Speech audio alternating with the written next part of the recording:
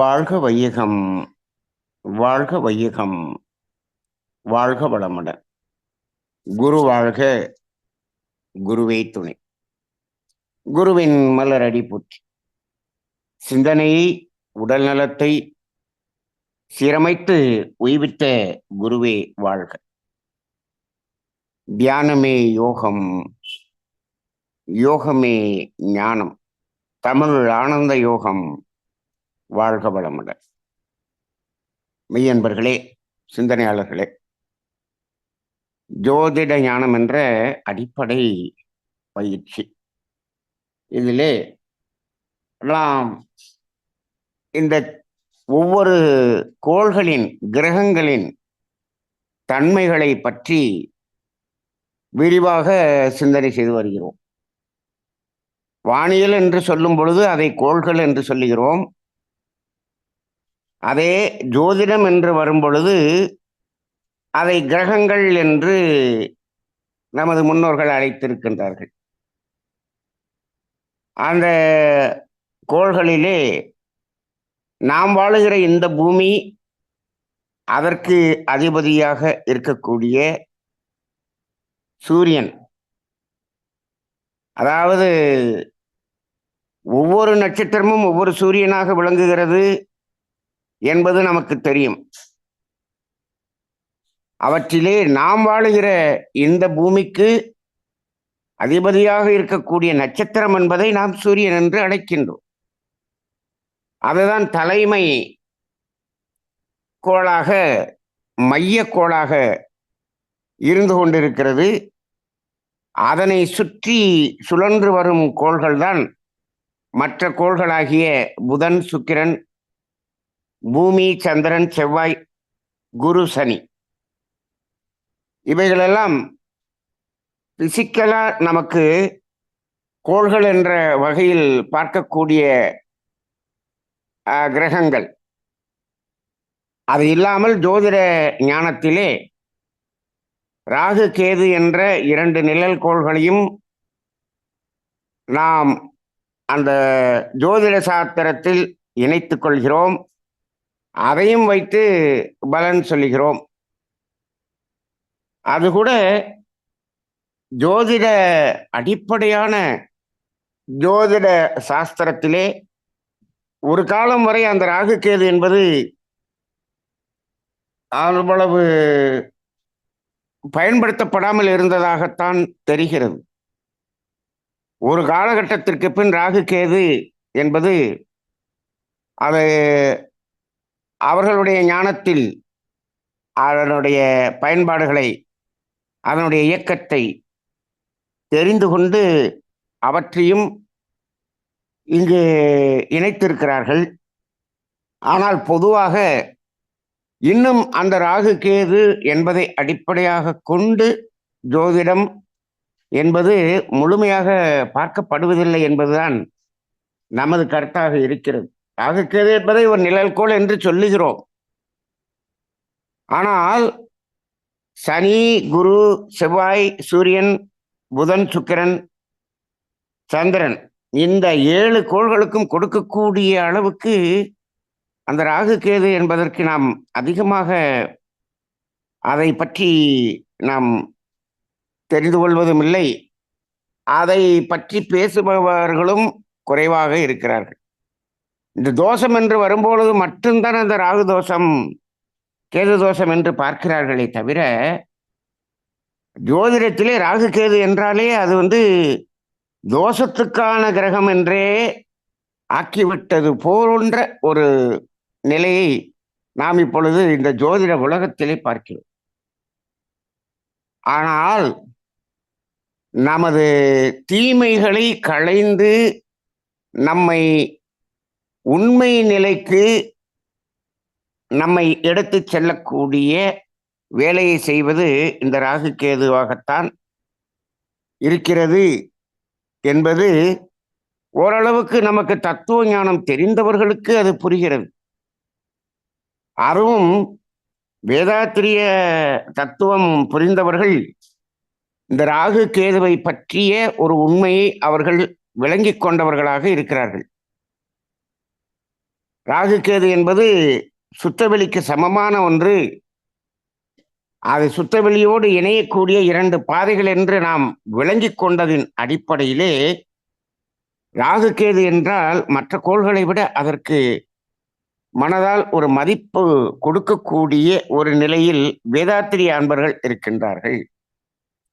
அப்ப வேதாத்திரிய சிந்தனையோடு அதை சேர்த்து நாம் பார்க்கும் பொழுது அதில் வரக்கூடிய விளக்கங்கள் நிறைய விளக்கங்களை நமக்கு கொடுக்கக்கூடியதாக இருக்கிறது. நாம கூட இந்த ராகு கேது இவைகள் தனியாக இருப்பதற்கும் அந்த கோள்களுக்கு நெருங்கி மற்ற கோள்கள் வரும்போது இந்த உலகில் நடக்கக்கூடிய நிகழ்வுகளுக்கும் நிறைய வேறுபாடுகள் இருக்கிறது என்பதை சமீப காலத்தில் அடிக்கடி நாம் சொல்லி வருகிறோம். அதுவும் குறிப்பாக கடந்த 2019ஆம் ஆண்டு ஒரு ஆகஸ்ட் மாதம் என்று நினைக்கின்றேன். அந்த காலகட்டத்தில் தான் இப்போ இந்த தமிழ் யோகம் என்ற அந்த சேனல்ல நாம வேதாத்திரிய தத்துவத்தை விளக்கி கொண்டிருக்கும் போது முதலாக 2019 ஆகஸ்ட்ல நம்ம என்ன ஒரு வார்த்தை உபயோகித்தோம் என்று சொன்னால், அதாவது சனி கிரகணம் குரு கிரகணம் என்று ஒரு புதிதாக ஒரு வார்த்தையை நாம் இந்த ஜோதிடத்திலே நாம் அதை பற்றி பேசினோம். ஆனால் பொதுவாக நாம் அப்படியெல்லாம் இல்லை. கிரகணம் என்று சொன்னாலே நமக்கு என்ன தெரியும்? சூரிய கிரகணம், சந்திர கிரகணம் மட்டும்தான் தெரியும். நாம் புதிதாக சனி கிரகணம் குரு கிரகணம் என்று சொன்னோம். ஏன் என்று சொன்னோம் என்று சொன்னால், 2019 டிசம்பர் 26ஆம் தேதி ஒரு சூரிய கிரகணம் வருகிறது. அந்த சூரிய கிரகணத்தின் போது சூரியனுக்கு மட்டும் கிரகணம் இல்லை, சனி, குரு, புதன், சூரியன், சுக்கிரன் இவை அனைத்துக்கும் கிரகணம் என்று அன்றைக்கு அதை பற்றி நாம் பேசினோம். அப்ப கிரகணம் என்று சொல்லும்போது எந்த ஒரு கோளாக இருந்தாலும், அதாவது சூரியனை சுற்றி வரக்கூடிய கோள்கள் இந்த ராகுவனுடைய பாதையையோ கேதுவனுடைய பாதையையோ கடக்கும் போது அது கடந்துதான் செல்ல வேண்டும்.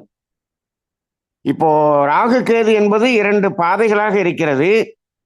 அந்த பாதைகள் எப்படி சுற்றுகிறது என்று சொன்னால், இப்ப மற்ற கோள்களெல்லாம் வலச்சுற்றாக சுற்றினது என்று சொன்னால் இது ரிவர்ஸ்ல சுற்றும், இடச்சுற்றாக சுற்றுவது போல் நமக்கு தெரியும். அது அந்த ராகுகேது பாதைகள் அப்படியே இருந்தாலும் இந்த பூமி மற்ற கோள்களினுடைய நகர்வுக்கு தகுந்தாற்போல் பார்க்கும்போது அது இடச்சுற்றாக சுற்றுவது போன்ற ஒரு நிலை நாம் உணர்கின்றோம். சரி, அது சுற்றி வருவதற்கு 18 மாதங்களை எடுத்துக்கொள்கிறது. ஒரு ராசியில 1.5 வருஷம் இருக்கும். அப்ப 18 மாதங்கள் அதை எடுத்துக்கொள்கிறது. அப்படி ரிவர்ஸ்ல சுற்றும் போது அது மற்ற கோள்கள் எல்லாம் வலப்புறமாக சுற்றும் போது அதை கடந்துதான் செல்ல வேண்டும். அந்த பாதையை கடந்துதான் செல்ல வேண்டும். எல்லா கோள்களும் கடந்துதான் செல்ல வேண்டும். இந்த சந்திரன் ஒவ்வொரு மாதமும் அதை கடந்துதான் சென்று கொண்டிருக்கிறது. இருந்தாலும் அங்கு சந்திர கிரகணம் சூரிய கிரகணம் என்பது ஒவ்வொரு மாதமும் வருவதில்லை, நமக்கு தெரிவதில்லை.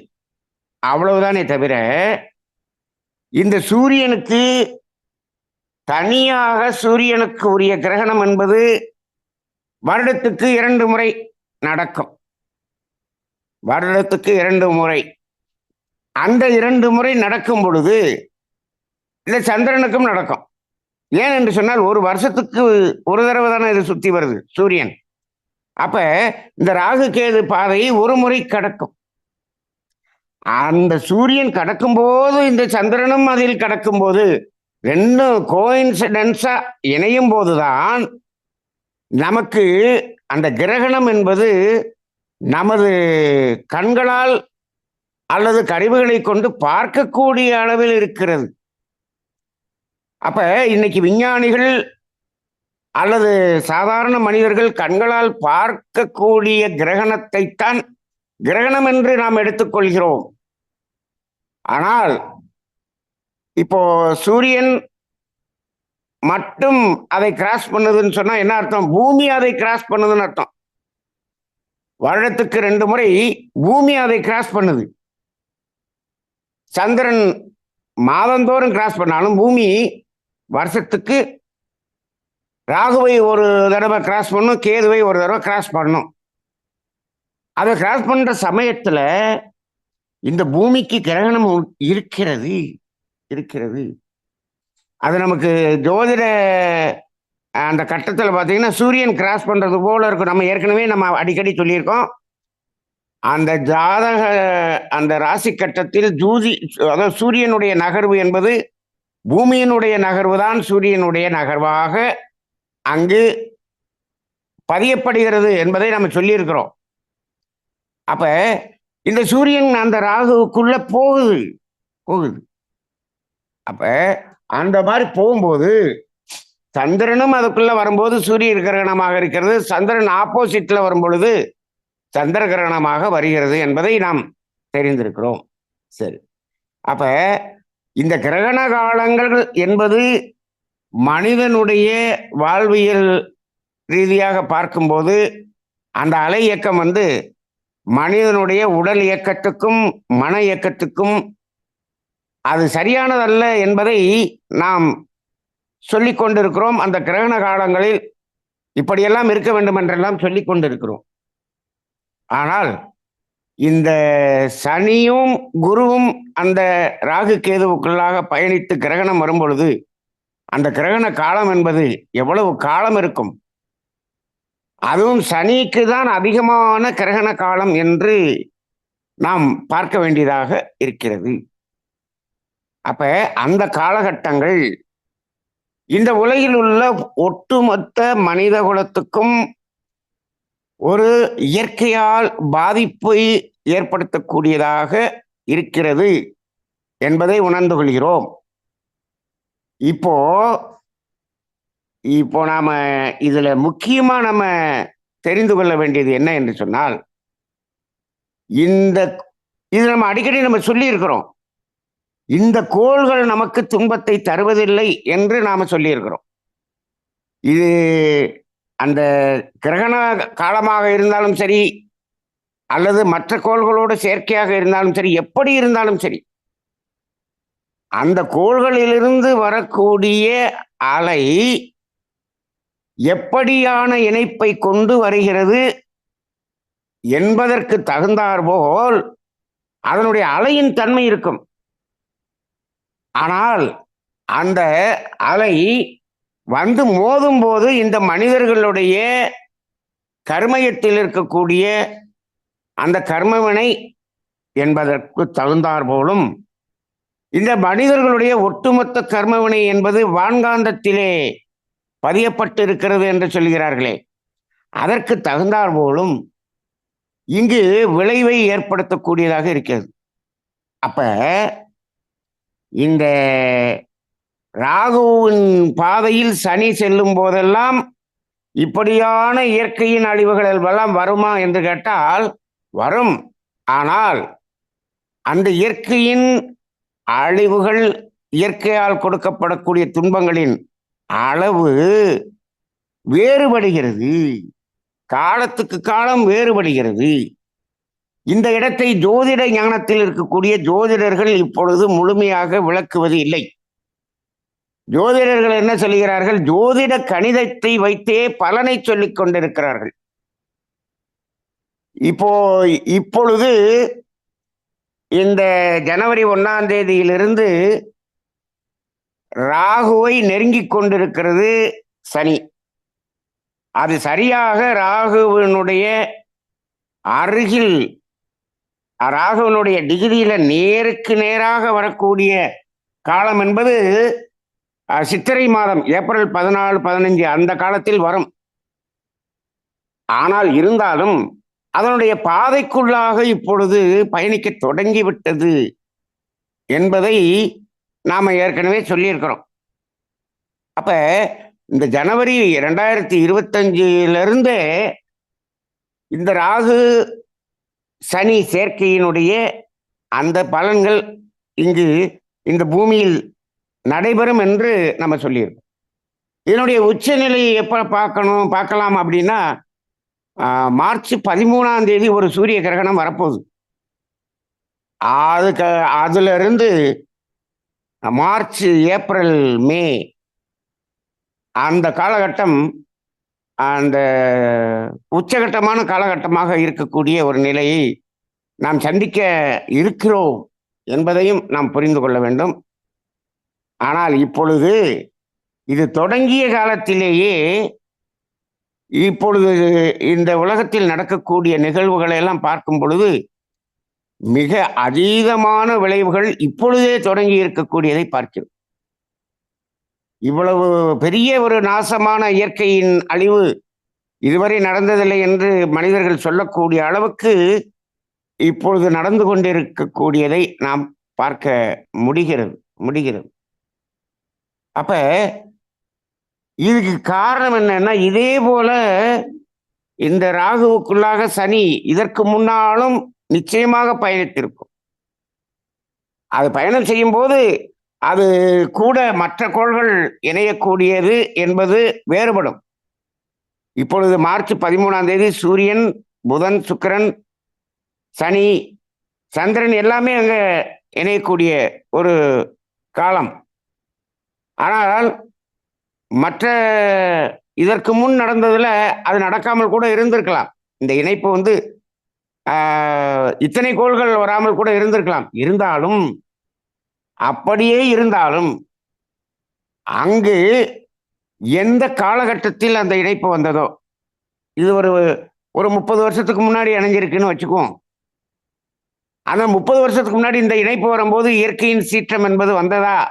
வந்திருக்கும். 30 வருஷத்துக்கு முன்னாடி வந்திருக்கும், 60 வருஷத்துக்கு முன்னாடி வந்திருக்கும், 100 வருஷத்துக்கு முன்னாடி வந்திருக்கும். இதே போல வந்து கொண்டுதான் இருக்கும். வந்தாலும் ஜோதிடத்தில் என்ன சொல்லிவிடுகிறார்கள், இந்த கோள்கள் இணைப்பு வந்தால் இப்படியெல்லாம் நடக்கும், ஏற்கனவே இணையும் போது இப்படித்தான் நடந்தது. ஆனால் ஏற்கனவே நடந்த நிகழ்வுக்கும் இப்பொழுது நடக்கக்கூடிய விளைவுகளுக்கும் வித்தியாசம் இருக்கும். ஆனால் கோள்களினுடைய இணைவு ஒரே மாதிரிதான் இருக்கும். அப்ப இப்போ இந்த கோள்களினுடைய இணைப்பினால் நடக்கிறது என்று சொன்னாலும் அதனுடைய வீரியம் கூடுவது குறைவது என்பது கோள்களை பொறுத்து இல்லை, மனிதர்களுடைய அந்த இயற்கைக்கு முரணான செயல்களை பொறுத்து இருக்கிறது என்பதை ஜோதிடர்கள் இப்பொழுது சொல்ல தவறிவிடுகிறார்கள். அதை அப்படி கணித்து சொல்வது இல்லை. ஏன்னா ஜோதிடத்தை வெறும் கணித சாஸ்திரமாகவே பார்க்கிறார்கள்.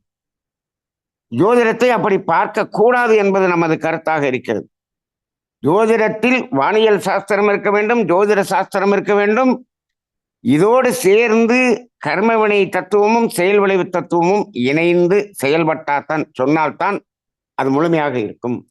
அப்ப இப்பொழுது இருக்கக்கூடிய இந்த சனி ராகு இணைப்பின் போது மக்களுடைய கருமையத்திலிருந்து வெளிப்படக்கூடிய அந்த கர்மவினையின் தாக்கம் அதீத அடர்த்தியாக இருக்கிறது என்பதை இப்பொழுது நாம் இந்த தீ விபத்தின் மூலம் உணர்ந்து கொள்கிறோம் அல்லவா?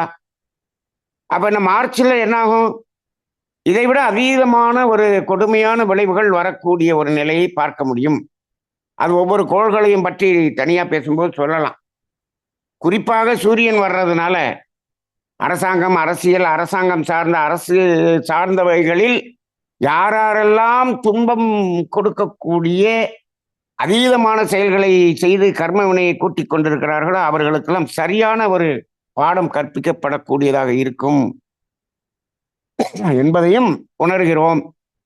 அதே போல இது குருவினுடைய இடத்தில் இது நடப்பதால் ஆன்மீகம் என்ற போர்வையில் ஆன்மீகத்தை பொருளாதாரமாக மாற்றி சேவையாக இல்லாமல் ஆன்மீகத்தில் பொருள் சம்பாதித்துக் கொண்டிருக்கக்கூடியவர்கள், ஆன்மீகம் என்பதை தனது புகழுக்காகவும் பொருளுக்காகவும் பயன்படுத்திக் கொண்டிருப்பவர்கள், கல்வி ஸ்தாபனங்களை லாப நோக்கில் செய்து கொண்டிருப்பவர்கள், இப்படி நிறைய பேருக்கு இந்த மார்ச், ஏப்ரல், மே அந்த காலகட்டத்தில் சரியான ஒரு பாடம் புகட்டக்கூடிய ஒரு காலமாக இருக்கிறது.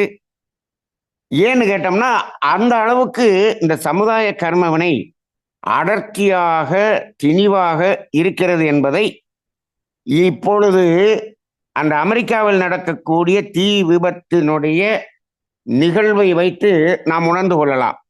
அங்கு அவ்வளவு இப்பொழுது அந்த ராகுவனுடைய அந்த பாதைக்கு உள்ளாக என்ட்ராகும் போதே இவ்வளவு வீரியமாக இருக்கிறது என்று சொன்னால், அது இன்னும் மையமாக வரும்போது எவ்வளவு வீரியமாக வரும் என்பதை நாம கணித்துக் கொள்ள வேண்டும். அதற்கு நாமெல்லாம் தயாராகி கொள்ள வேண்டும். தயாராகி கொள்ள வேண்டும் என்றால் ஒன்றுமில்லை, இப்பொழுது இருந்து அறம் என்ற நிலையில் வாழத் தொடங்கிவிட்டால் அதனுடைய வீரியத்தை குறைத்துக் கொள்ளலாம். அவ்வளவுதான். இந்த சனீராகவும் ஒன்றும் செய்யாது. நாம் மாறிவிட்டால் அது ஒன்றும் செய்யாது. அதனால நாம் இன்னைக்கு ஒரு குறிப்பை மட்டும் முழுமையாக உணர்ந்து கொள்ளுங்கள். சனியும் ராகுவும் சேர்ந்து அவை நமக்கு துன்பத்தை கொடுக்க வேண்டும் என்று கொடுக்கவில்லை. அவைகளுடைய வேலையை செய்கிறது. அதில் நாம் எவ்வளவு அந்த தீவினையை வைத்திருக்கிறோமோ அந்த அளவுக்கு விளைவுகள் நமக்கு விளைவுகளாக வருகிறது, ஒரு பாடம் புகட்டப்படுகிறது என்பதை உணர்ந்து கொண்டு, இது தனி மனிதனாக நம்மை காப்பாற்றிக் கொள்வதற்கு, நம்மை தூய்மை செய்து கொள்வதற்கு நாம் இதை பயன்படுத்திக் கொள்ள வேண்டும் என்ற ஒரு புரிதலையும் சொல்லிக்கொண்டு இப்ப நம்ம சப்ஜெக்டுக்குள்ள போலாம். இந்த புரிதலை சொல்வதனாலதான் நிறைய பேர் இதை கேட்கறதுக்கு வருவதில்லை. அவர்களுக்கெல்லாம் துன்பத்தை ஒரு காலத்தில் நமக்கும் நமது சந்ததிகளுக்கும் நம்ம பேரம்பேட்டிக்கும் துன்பம் அதிகரிப்பதற்கு, கொடுமையான துன்பத்தை அதிகரிப்பதற்கான ஒரு வழிகளை சொல்லிக் கொள்ளக்கூடிய ஒரு இடங்களில் எல்லாம் இவர்கள் 5000, 10,000, 20,000 ஃபீஸ் கொடுத்து போய் உட்கார்ந்து அமைதியாக கேட்டு அதை சரியாக பயன்படுத்திக் கொள்கிறார்கள். அங்கெல்லாம் கூட்டம் நிறைய போய் அதை கேட்டு அதை நடைமுறையும் செய்து கொண்டிருக்கிறார்கள். ஆனால் மனதுக்குள்ளாக எல்லாமே எங்க சந்ததிகள் நல்லா இருக்கிறதுக்காகத்தான் என்று புரிந்து கொள்கிறார்கள். அங்குதான் இது ஒரு மாயையான உலகம் என்பதை நாம் உணர்ந்து கொள்ள முடிகிறது. சரி, இது ஒவ்வொரு தனி மனிதனுடைய உரிமை, சுதந்திரம் என்ற அடிப்படையில் நாம் அதை விட்டு விடுவோம். சரி, இப்ப நாம இதுல சூரியன், சந்திரன், செவ்வாய் இந்த மூன்றையும் பற்றி நாம் அதனுடைய காரகங்களை எல்லாம் நாம் தெரிந்து கொண்டோம். இப்ப அடுத்த கோள் புதன். புதன் என்பதை பற்றி இன்று நாம் சிந்தனை செய்வோம். இந்த கோள்களிலேயே, நமது சூரிய குடும்பத்தில் இருக்கக்கூடிய கோள்களிலேயே மிகப்பெரிய கோள் அப்படின்னு சொன்னோம்னா எதை சொல்லலாம் அப்படின்னா சூரியனைத்தான் சொல்ல வேண்டும். அதுதான் மிகப்பெரிய கோள். சரி, அந்த சூரியனை சுற்றி வர கோள்களிலே மிகப்பெரிய கோள் என்று சொன்னால் அது குரு என்று சொல்லிவிடுவோம். குரு தான். அது சூரியனுக்கு அடுத்து பெரிய கோள் என்று சொன்னால் அது குரு. இந்த சுற்றி வரக்கூடிய கோள்களில் மிகச்சிறிய கோள் எது என்று சொன்னால் அது புதன் என்று சொல்லப்படுகிறது. புதன் தான் மிகச்சிறிய கோளாக இருக்கிறது. இந்த சூரியனுக்கு அருகில் இருக்கக்கூடிய கோளும் இந்த புதனாகத்தான் இருக்கிறது.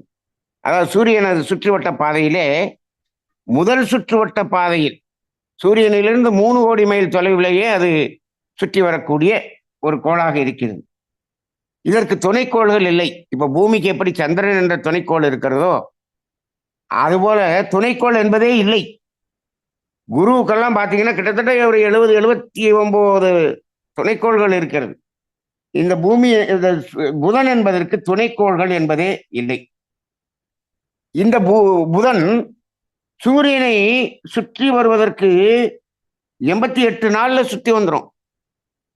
இப்ப பூமி சூரியனை சுற்றி வர்றதுக்கு 365 நாள் ஆகுது. இந்த புதன் 88 நாள்ல சுத்தி வந்துடும். ஆனால் 88 நாள்ல சுத்தினாலும் நீங்க நம்மளது ராசி கட்டத்துல 88 நாள்ல அது பயிற்சியாகி சுத்தி வருதானா? வராது. வர்ற மாதிரி தெரிவதில்லை. ஏனென்று கேட்டால் நாம் இந்த புதன் சுற்றுவதை கணக்கில் எடுத்துக்கொள்வதில்லை. நாம் எல்லாத்தையும் ஜோதிடத்தில் எப்படி கணக்கில் எடுத்துக்கிறோம்னா, பூமியில நின்று பார்க்கும்போது இந்த புதன் எந்த இடத்துல இருக்கிறது அப்படின்னு தான் பார்க்கிறோம். இது நம்ம பூமிக்கு உட்புறமாக இருந்து நெருங்கி சுத்துறதுனால இது எப்பயுமே அது அந்த ராசி கட்டத்தில் பார்த்தீங்கன்னா அந்த சூரியனிலிருந்து ஒரு 28 டிகிரிக்கு மேல விலகி போகவே போகாது. சூரியனிலிருந்துன்னு இல்லை, இது என்னன்னா நம்ம பூமியிலிருந்து, அந்த பூமியிலிருந்து பார்க்கும்போது இது என்ன ஆகும்னா ஒரு 28 டிகிரி மேக்சிமம் நகண்டு இருக்குமே தவிர முன்ன பின்ன 28 டிகிரி முன்னாடி போகும் பின்னாடி வருமே தவிர அதுக்கு மேல அது வெளியே போகாது. அப்படி தெரியாது. ஏன்னா பூமியிலிருந்து பார்க்கும்போது அதனுடைய சிறிய சுற்றுவட்டம். அப்ப நாம் பூமியிலிருந்து பார்க்கும்போது இந்த கோள்கள் இந்த மாதம் எங்க இருக்கு, இந்த தை மாதம் இத்தனாம் தேதி இந்த இடத்துல இருந்து பார்க்கும்போது என்னென்ன கோள்கள் எங்க இருக்குங்கிறத இன்னைக்கினுடைய கிரக நிலை. மாசி மாசம் அங்க எங்க இருந்துச்சுங்கிறதா நிலை. அப்படி பார்க்கும்போது இந்த பூமி அந்த புதன் என்பது 88 நாளுக்கு ஒரு தடவை சூரியனை சுற்றினாலும் இங்கு நம்ம பூமிக்கு பக்கத்திலேயே வந்து கொண்டு இருக்கிறது மாதிரி தெரியும். அதனால நீங்க எல்லா ஜாதகத்தை எடுத்து பார்த்தீங்கன்னாலும் இந்த சூரியனிலிருந்து அது முன்னாடி 28 டிகிரி இருக்கலாம் அல்லது பின்னாடி 28 டிகிரி இருக்கலாம். அது அந்த சூரியனை சுற்றி வரும்போது இந்த பக்கம் வரும்போது அந்த பக்கம் வரும்போது முன்னாடி போகும் பின்னாடி வரும். ஆனால் 28 டிகிரிக்கு மேல விலகி போகாது. அதனால நீங்கள் உங்கள் ஜாதகத்தில் எப்பொழுதுமே இந்த புதன் என்பது சூரியனோடு சேர்ந்தே இருப்பது போல இருக்கும். ஒரு சில பேருக்கு அது வேற வேற ராசியில் இருக்கிற மாதிரி இருக்கும். சிம்ம ராசியில சூரியன் இருக்கும், கடக ராசியில புதன் இருக்கிற மாதிரி இருக்கும். அப்படி இருந்தாலும் நீ அந்த சூரியனுடைய டிகிரியும் புதனுடைய டிகிரியும் எடுத்து பார்த்தீங்கன்னா 28க்குள்ளதான் இருக்கும். அப்ப அது அந்த ஒரு ராசியினுடைய டிகிரி 30 தானே. அப்ப இந்த பூமி சிம்மத்துல ஒரு 2 டிகிரியில் இருக்குன்னு சொன்னோம்னா அது கடகத்தில் இருக்கிற மாதிரி தெரியும். ஆனால் இது நெருக்கமாகவே தான் வந்து கொண்டிருக்கும் என்பதை நாம் இங்கு புரிந்து கொள்கிறோம். சரி, இப்போ இந்த பூமியிலிருந்து பார்க்கும்போது இது என்ன ஆகும், 120 நாள்ல இது சுத்துற மாதிரி நமக்கு தெரியும். அப்ப இது நமது ஜோதிட சாஸ்திரத்திலே இந்த புதனும் சுக்கிரனும் மட்டும் நம்ம பூமிக்கு உட்புறமாக இருப்பதனால் அதனுடைய நகர்வுகள் இந்த பூமியினுடைய நகர்வுகளை அடிப்படையாக கொண்டுதான் அங்கு நகர்வுகள் இருக்கிறது என்பதை நாம் உணர்ந்து கொள்கிறோம். சரி, இது ஒரு சும்மா தெரிஞ்சுக்கக்கூடிய ஒரு விஷயம். இப்ப இதற்கு மெர்க்குரின்னு பேர் வச்சிருக்கோம். இது ரோமானிய மொழியில தான் இந்த பேரெல்லாம் வைக்கப்பட்டிருக்கிறது. இந்த மார்ஸ் அப்படின்னு சொல்றது, மெர்க்குரின்னு சொல்றது, வீனஸ்ன்னு சொல்லி இதெல்லாமே ரோமானியர்கள் வைத்த பெயர். மெர்க்குரினா அவங்களுடைய அந்த ரோமானியத்தில் அதுக்கு என்ன பொருள் என்றால் கடவுளின் தூதுவர் என்று இந்த பெயருக்கு விளக்கம் சொல்லுகிறார்கள். தூதுவர் என்றால் கம்யூனிகேஷன் என்ற ஒரு வார்த்தையை குறிக்கக்கூடியதாக இருக்கும். இந்த புதன் என்றாலே கம்யூனிகேஷன் என்பதுதான் இதனுடைய முக்கியமான தாரகமாக இருக்கிறதுனால கடவுளின் தூதுவர் அப்படிங்கிற மாதிரி இதற்கு நம்ம சொல்லுகின்றோம். சரி, இப்போ இந்த புதன் வந்து சூரியனுக்கு பக்கத்துல இருக்குன்னு சொல்றோம் இல்லையா? இந்த புதன் என்பதை இரட்டை தன்மை வாய்ந்த கிரகம் என்று சொல்லுவோம். பொதுவாக ஜோதிடத்தில் என்ன சொல்வார்கள்? இந்த ஆண் கிரகம், பெண் கிரகம் என்றெல்லாம் சொல்வார்கள். அதில் வரும்போது இந்த புதனை மட்டும் என்ன சொல்லுவாங்க? இதை அலிகிரகம் என்று சொல்லி விடுகிறார்கள். என்ன அப்படி? அப்ப இது இரட்டைத்தன்மை வாய்ந்த கிரகம். அப்ப ஆணிலும் சேராது, பெண்ணிலும் சேராது. அது மட்டுமல்ல, இரட்டைத்தன்மை என்று சொன்னால் இந்த புதனுடைய தன்மைகள் வந்து மாறிக்கொண்டே இருக்கும். 2 விதமாக இருந்து கொண்டே இருக்கும். இப்ப லக்கின அதிபதியாக புதன் வந்துருச்சுன்னு வச்சுக்கங்க, அவர் எப்பயுமே ஒரு நிலைப்பாடுல இருக்க மாட்டார். அவர்கிட்ட 2 விதமான இது செய்யலாம் செய்யக்கூடாதுன்னு 2மே இருந்துகிட்டே இருக்கும். இப்ப இன்னைக்கு காலையில செய்யலாம் பாரு, சாயந்தரம் வேண்டாம் பாரு, இது இப்படிதான் சொல்லுவாரு. அப்புறம் அந்த நிலைமையை மாற்றிக்கொள்வார். ஒரு உறுதியாக இருக்க மாட்டார். இந்த புதனுடைய தன்மை ஒரு நிலையான ஒரு மனநிலை இருக்காது. இரட்டை தன்மை கொண்டதாக இருக்கும். அப்ப ஒரு ஒரு ஒரு நிலையில் சற்று குழப்பவாதியாக இருப்பார் என்றும் சொல்லலாம். ஆனால் சந்திரன் என்பது போல இருக்காது. சந்திரன் என்பது எப்படின்னா அடிக்கடி மாற்றிக்கொண்டே இருப்பார். அது வேகமாக சுற்றக்கூடியது இல்லையா? சந்திரன் உபாதிபதியா வந்துச்சுன்னா அவருடைய நிலைப்பாடு வந்து ஒரு நிலையில இருக்காது. அவரு மாற்றிக்கொண்டே இருக்கக்கூடிய ஒரு நிலை. ஆனால் புதன் அப்படி அல்ல. 2 தன்மைகள் இருக்கும். அவர்கிட்ட எப்பயுமே இரட்டை தன்மைகள் இருக்கும். அப்ப அவரை முழுசா நம்ப முடியாது. அவரை நம்பி இதுல வந்து என்ன பண்ண முடியாது? இவர் இதுல செபனா நிப்பாருன்னு சொல்லவே முடியாது. அப்படி இரட்டை தன்மைகள் கொண்ட ஒரு கோள் என்று சொன்னால் இந்த புதன். ஏன் இப்படி இந்த இரட்டை தன்மைகள் வந்தது? ஏன் இப்படி இருக்குது அப்படிங்கிறத நம்ம விஞ்ஞான ரீதியாக ஆராய்ச்சி செய்து பார்த்தா, இந்த புதன் இருக்கிறது அல்லவா, இந்த புதன் பகல் பொழுதுன்னு சொன்னோம்னா, இப்ப நம்ம என்ன சொல்லுவோம்? ஒரு அந்த அந்த கோள்ல பாதி வந்து சூரியனுக்கு நேரா இருக்கிற மாதிரி இருக்கும், அதான பகல். அதுக்கு ஆப்போசிட்ல இருக்கிறது இரவு. அப்ப இப்ப நமக்கு பகல் நேரத்துல வெப்பம் எப்படி இருக்கு? இரவு நேரத்துல வெப்பம் குறைஞ்சிருது இல்லையா? குறையுது. இப்ப பகல்ல வந்து 38 இருக்கு, இரவுல வந்து 29 வந்துருது. இவ்வளவுதான டிஃபரன்ஸ். இந்த புதன்ல எப்படி இருக்கு அப்படின்னு கேட்டீங்கன்னா, அந்த பகல் உச்சி பகல்ல அந்த புதனுடைய வெப்பநிலை எப்படி இருக்கும் அப்படின்னு பார்த்தா 430 டிகிரி இருக்கும். நமக்கெல்லாம் மேக்சிமம் வந்து 40, 44 தாங்க முடியல. 430 இருக்கும். 100 டிகிரியில வந்து நமக்கு தண்ணியே ஆவியாயிருது. 430 டிகிரி இருந்தா எப்படி இருக்கும்?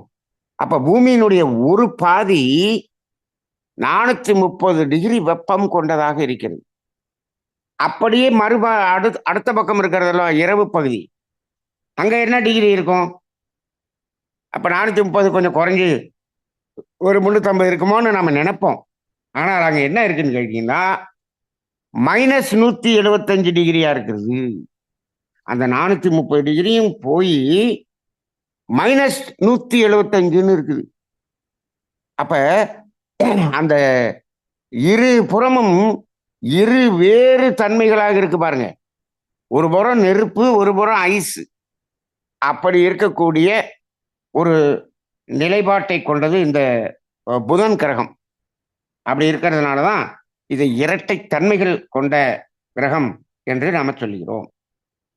சரி, இது பொதுவாக தகவல் தொடர்பு என்பதுதான் இந்த புதனுடைய முக்கியமான கேரக்டரா இருக்கு.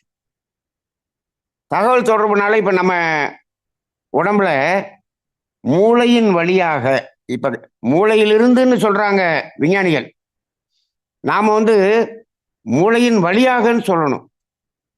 இப்ப மூளையில தான் எல்லாமே இருக்கு. அங்கிருந்துதான் நரம்பு மண்டலங்கள் மூலமாக எல்லா பக்கமும் செய்திகள் கடத்தப்படுகிறது என்று விஞ்ஞானம் சொல்லுது இல்லையா? எல்லாமே கருமையத்தில் தான் இருக்கிறது. அது மூளையின் மூலமாக, மூளையின் வழியாக இந்த நரம்பு மண்டலத்தின் மூலமாக கடத்தப்படுகிறது அப்படிங்கிறது நாம சொல்றோம். அப்ப இந்த நரம்பு மண்டலங்கள், தகவல் தொடர்பு இவற்றையில் முக்கியமான ஒரு இடத்தை பெறுவது இந்த புதன் என்ற கோளாக இருக்கிறது. நாம இந்த 12 பாவங்கள்ல இந்த தகவல் தொடர்புன்னு சொன்னாலே நமக்கு எந்த பாவம் வரும் அப்படின்னா 3ஆம் பாவம் தான் வரும்.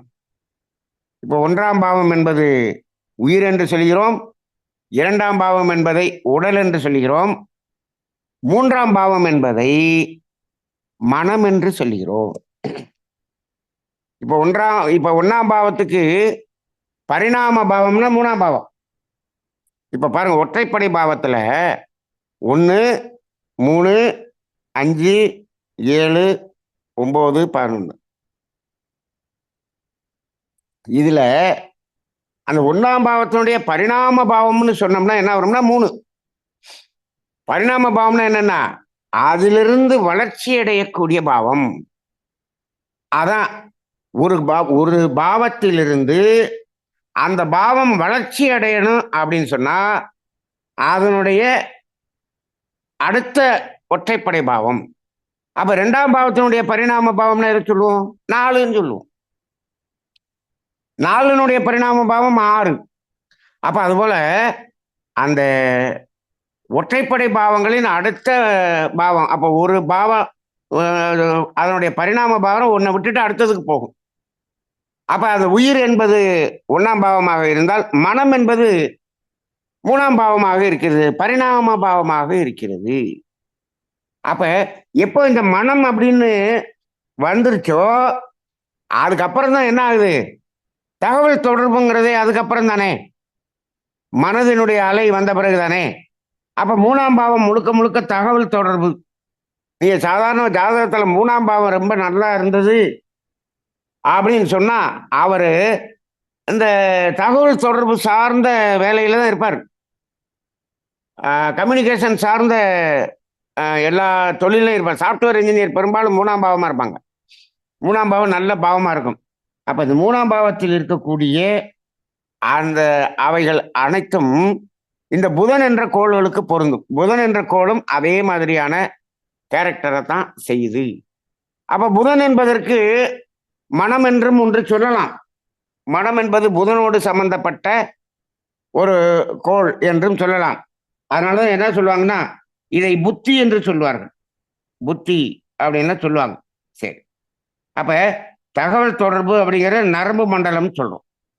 இப்போ நாம இப்ப கை அப்படின்னு சொல்லிட்டோம்னா நம்ம என்ன சொல்லியிருக்கோம்? அதை செவ்வாய் என்று சொல்லியிருக்கிறோம். கையினா செவ்வாய், காலுன்னா சனி இப்படின்னு சொல்லிட்டோம். கைகளால் செய்யக்கூடிய வேலையெல்லாம் என்ன சொன்னோம்? செவ்வாய்ன்னு சொன்னோம். கால்களால் செய்யக்கூடிய எல்லாம் சனின்னு சொன்னோம். இந்த காலாட்படையில போறவங்க எல்லாரும் சனி அப்படிங்கிற மாதிரி இருப்பாங்க. கைகளால் செய்யக்கூடியது ஏர்போர்ஸ், நேவி, இந்த மாதிரி அந்த மாதிரி இருக்கக்கூடிய கைகளால் போலீஸு, ஃபயர் சர்வீஸ் இதெல்லாமே நம்ம செவ்வாய்ன்னு சொல்லியிருக்கோம். ஆனா இந்த கையிலேயே கையினுடைய நுனி பகுதி என்ன வருது? விரல்கள்னு வருது. இப்போ அந்த விரல்களை மட்டும் பயன்படுத்தி செய்யக்கூடிய வேலைகள் எல்லாம் எப்படி இருக்கும்? கம்யூனிகேஷனா இருக்கும். நீங்க கம்ப்யூட்டர்ல கை அது பாட்டுக்கு இருக்கும், ஆனா அந்த விரல்கள்ல தான் என்ன பண்றோம்? நாம அதை டைப் பண்ணி எல்லா வேலையும் பண்றோம். கம்யூனிகேஷன் மூலம் விரல்கள்ல தான் பண்றோம். அதனால இந்த புதன் என்பது கை விரல்களுக்கு புதன் என்று வந்துவிடும். முழுசா கையின்னு பார்த்தோம்னா செவ்வாய், அதே கைக்குள்ள இருக்கக்கூடிய எலும்புன்னு பார்த்தோம்னா அது சூரியனா போயிடும். இந்த கையில் இருக்கக்கூடிய மசில்ஸுங்கிறது என்ன ஆகுது? செவ்வாய்னு வந்துடுது. ஆனா விரல்கள்ங்கிறது என்னவா வருது? புதன் வந்துடுது. அந்த விரல்களை பயன்படுத்தித்தான் இந்த கம்யூனிகேஷன் நல்லா செய்வோம். இப்போ கையில இங்க வாங்க அப்படின்னு கூப்பிடுறோம்னு வச்சுக்கோங்க, கை முழுசா வேலை செய்யணும்னு அவசியம் இல்லை. இந்த விரலை மட்டும் அப்படி இப்படி கூப்பிட்டாலே போதும், வாங்கன்னு அர்த்தம். அப்ப கம்யூனிகேஷனுக்கு இந்த விரல்கள் தான் பயன்படுகிறது. அப்ப கை விரல்கள் என்பது புதனுடைய காரகமாக இருக்கிறது. அதிலும் குறிப்பாக இந்த கட்டை விரல் என்பது புதனுடைய காரகமாக இருக்கிறது. இந்த கட்டை விரல் இல்லாமல் கம்யூனிகேஷன்ல எதையும் நம்ம செய்ய முடியாது, எழுத முடியாது, எல்லாமே இந்த கட்டை விரல் அதற்கு அதிகமாக பயன்பாடு கொண்டதாக இருக்கிறதுனால கட்டை விரல் அதுக்கு முக்கியம். அதே போல நாக்கு. நாக்கு என்பதுல கம்யூனிகேஷன் என்ன வருது? நீ எந்த சுவையா இருந்தாலும் அந்த சுவையை கம்யூனிகேட் பண்றது சுவை நரம்புகள். அவையெல்லாம் உணவினுடைய உணர்வை கடத்துதல் எல்லாம் நாக்கில் தான் நடக்குது. அதே போல பேச்சு பேச்சு என்பது நாக்கில் தான் நடக்குது. அப்ப இந்த நாக்கு என்பதும் புதனுடைய காரகமாக இருக்கிறது.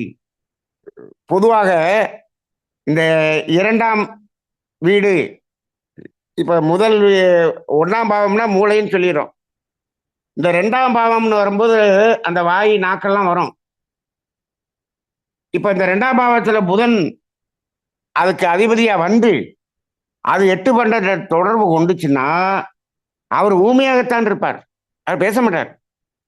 இந்த புதனாக இருந்து அது 8 12 தொடர்பு கொண்டு அது 2ஆம் வீட்டை ஆக்கிரமித்திருந்தால் அங்கு அவர் பேச்சு இருக்காது.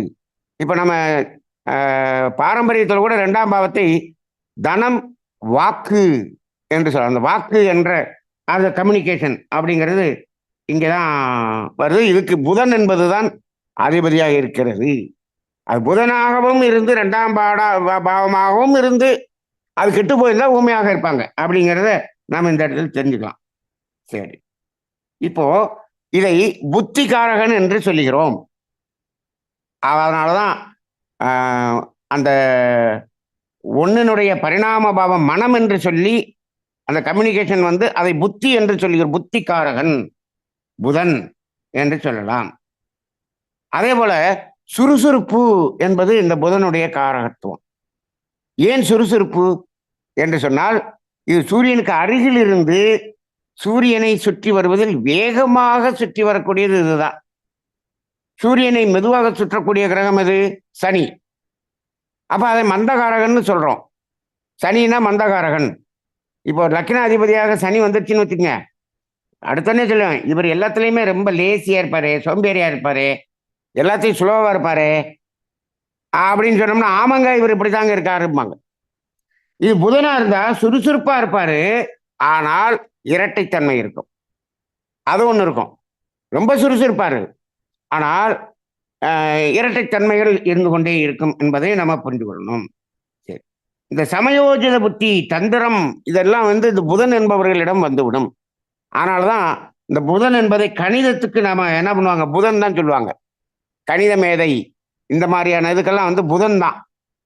நீங்க மற்ற பாடமெல்லாம் மனப்பாடம் பண்ணி எழுதிடலாம். இந்த கணிதம் என்பது அப்படியெல்லாம் செய்ய முடியாது. ஒரு புத்தி கூர்மையோடு ஒரு தந்திரத்தோடு அதுல டெரிவேட் பண்ணி கொண்டு வரணும். மற்றதெல்லாம் அப்படியே மனப்பாடம் பண்ணி எழுதுறப்ப இதில் மனப்பாடம் பண்ணி அந்த ஃபார்முலாவை மட்டும் மனப்பாடம் பண்ணி எழுதிடலாம். ஆனா அதுக்கப்புறம் அந்த கணக்கு கரெக்டா டெரிவேஷன் போட்டு கொண்டு வரணும் இல்லையா, கணிதம்.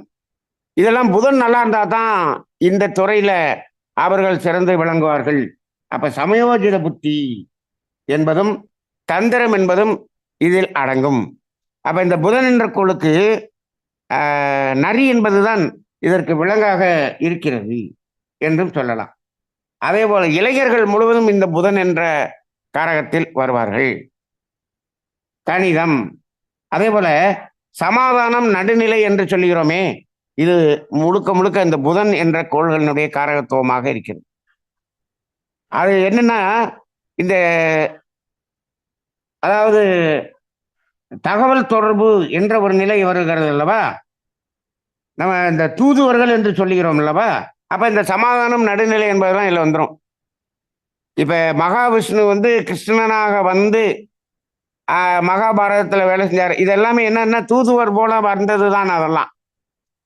அப்ப அந்த அடிப்படையில் இப்ப இந்த புதன் வந்து நன்றாக தொடர்பில் இருக்கும்போது அந்த கிருஷ்ணன் போன்ற ஒரு தூதுவனாக வந்து அவர் இயங்கக்கூடியது மாதிரி இருக்கும்.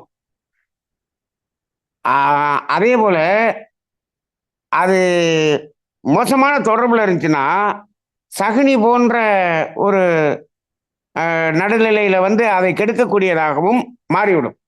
அது தொடர்பை பொறுத்து இருக்கிறது என்பதை நம்ம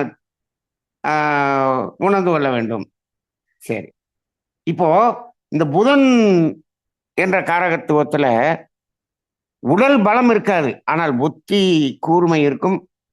அந்த அறிவு பலம்தான் ஜாஸ்தி இருக்கும், உடல் பலம் இருக்காது. உடல் பலம் யாருக்கு வேணும்? செவ்வாய் ஆதிக்கம் உள்ளவர்களுக்கு உடல் பலம் வேண்டும்.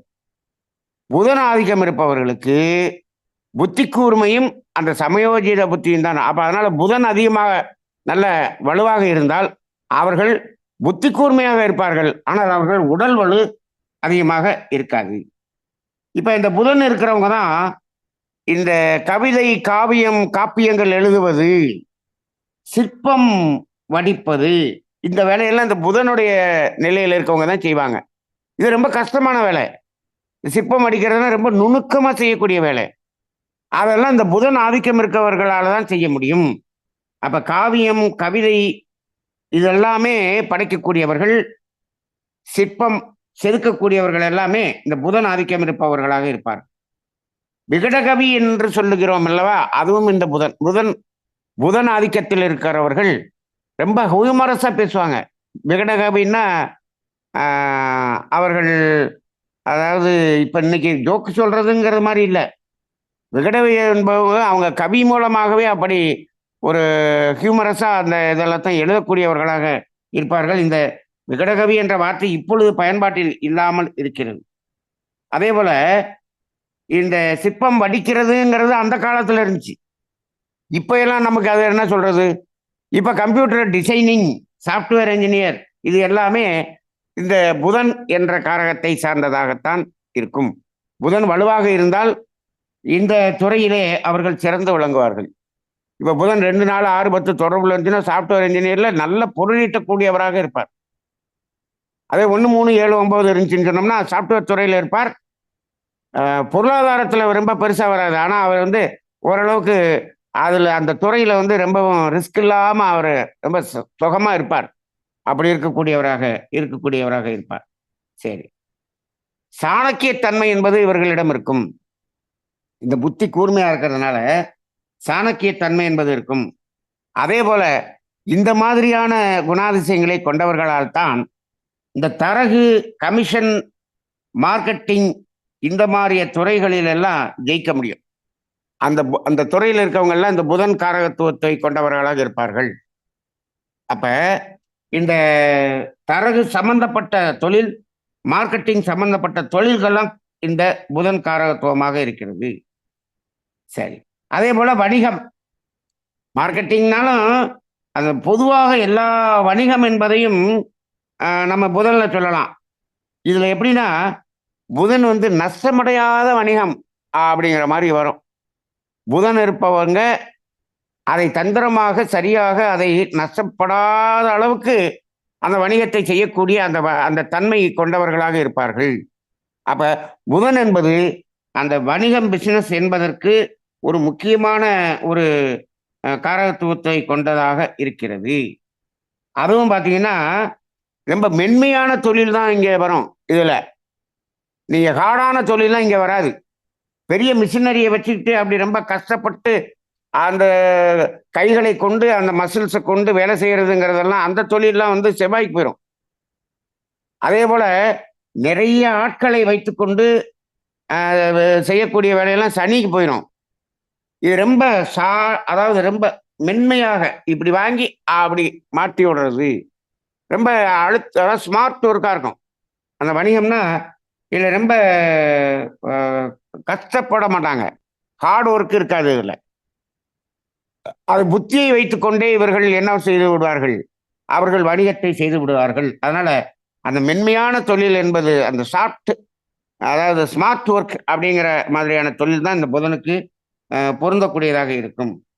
செய்தி தொடர்பு, பதிவு, எழுத்து, தகவல் தொடர்பு, இப்ப இதெல்லாம் என்னன்னா இந்த செய்தி தொடர்பாளர்கள் நியூஸ் பேப்பர் நடத்துறது, இந்த பதிவுத்துறை, பத்திரத்துறை, எழுத்துத்துறை, இது எல்லாமே இந்த புதனை தான் சேரும். இந்த பத்திரம் எழுதுறவங்க, இந்த மாதிரியான ஒரு துறையில் இருக்கிற ரெஜிஸ்ட்ரார், ரெஜிஸ்ட்ரேஷன், அது சம்பந்தப்பட்ட எல்லாமே இந்த புதனினுடைய காரகத்துவல் தான் வருகிறது.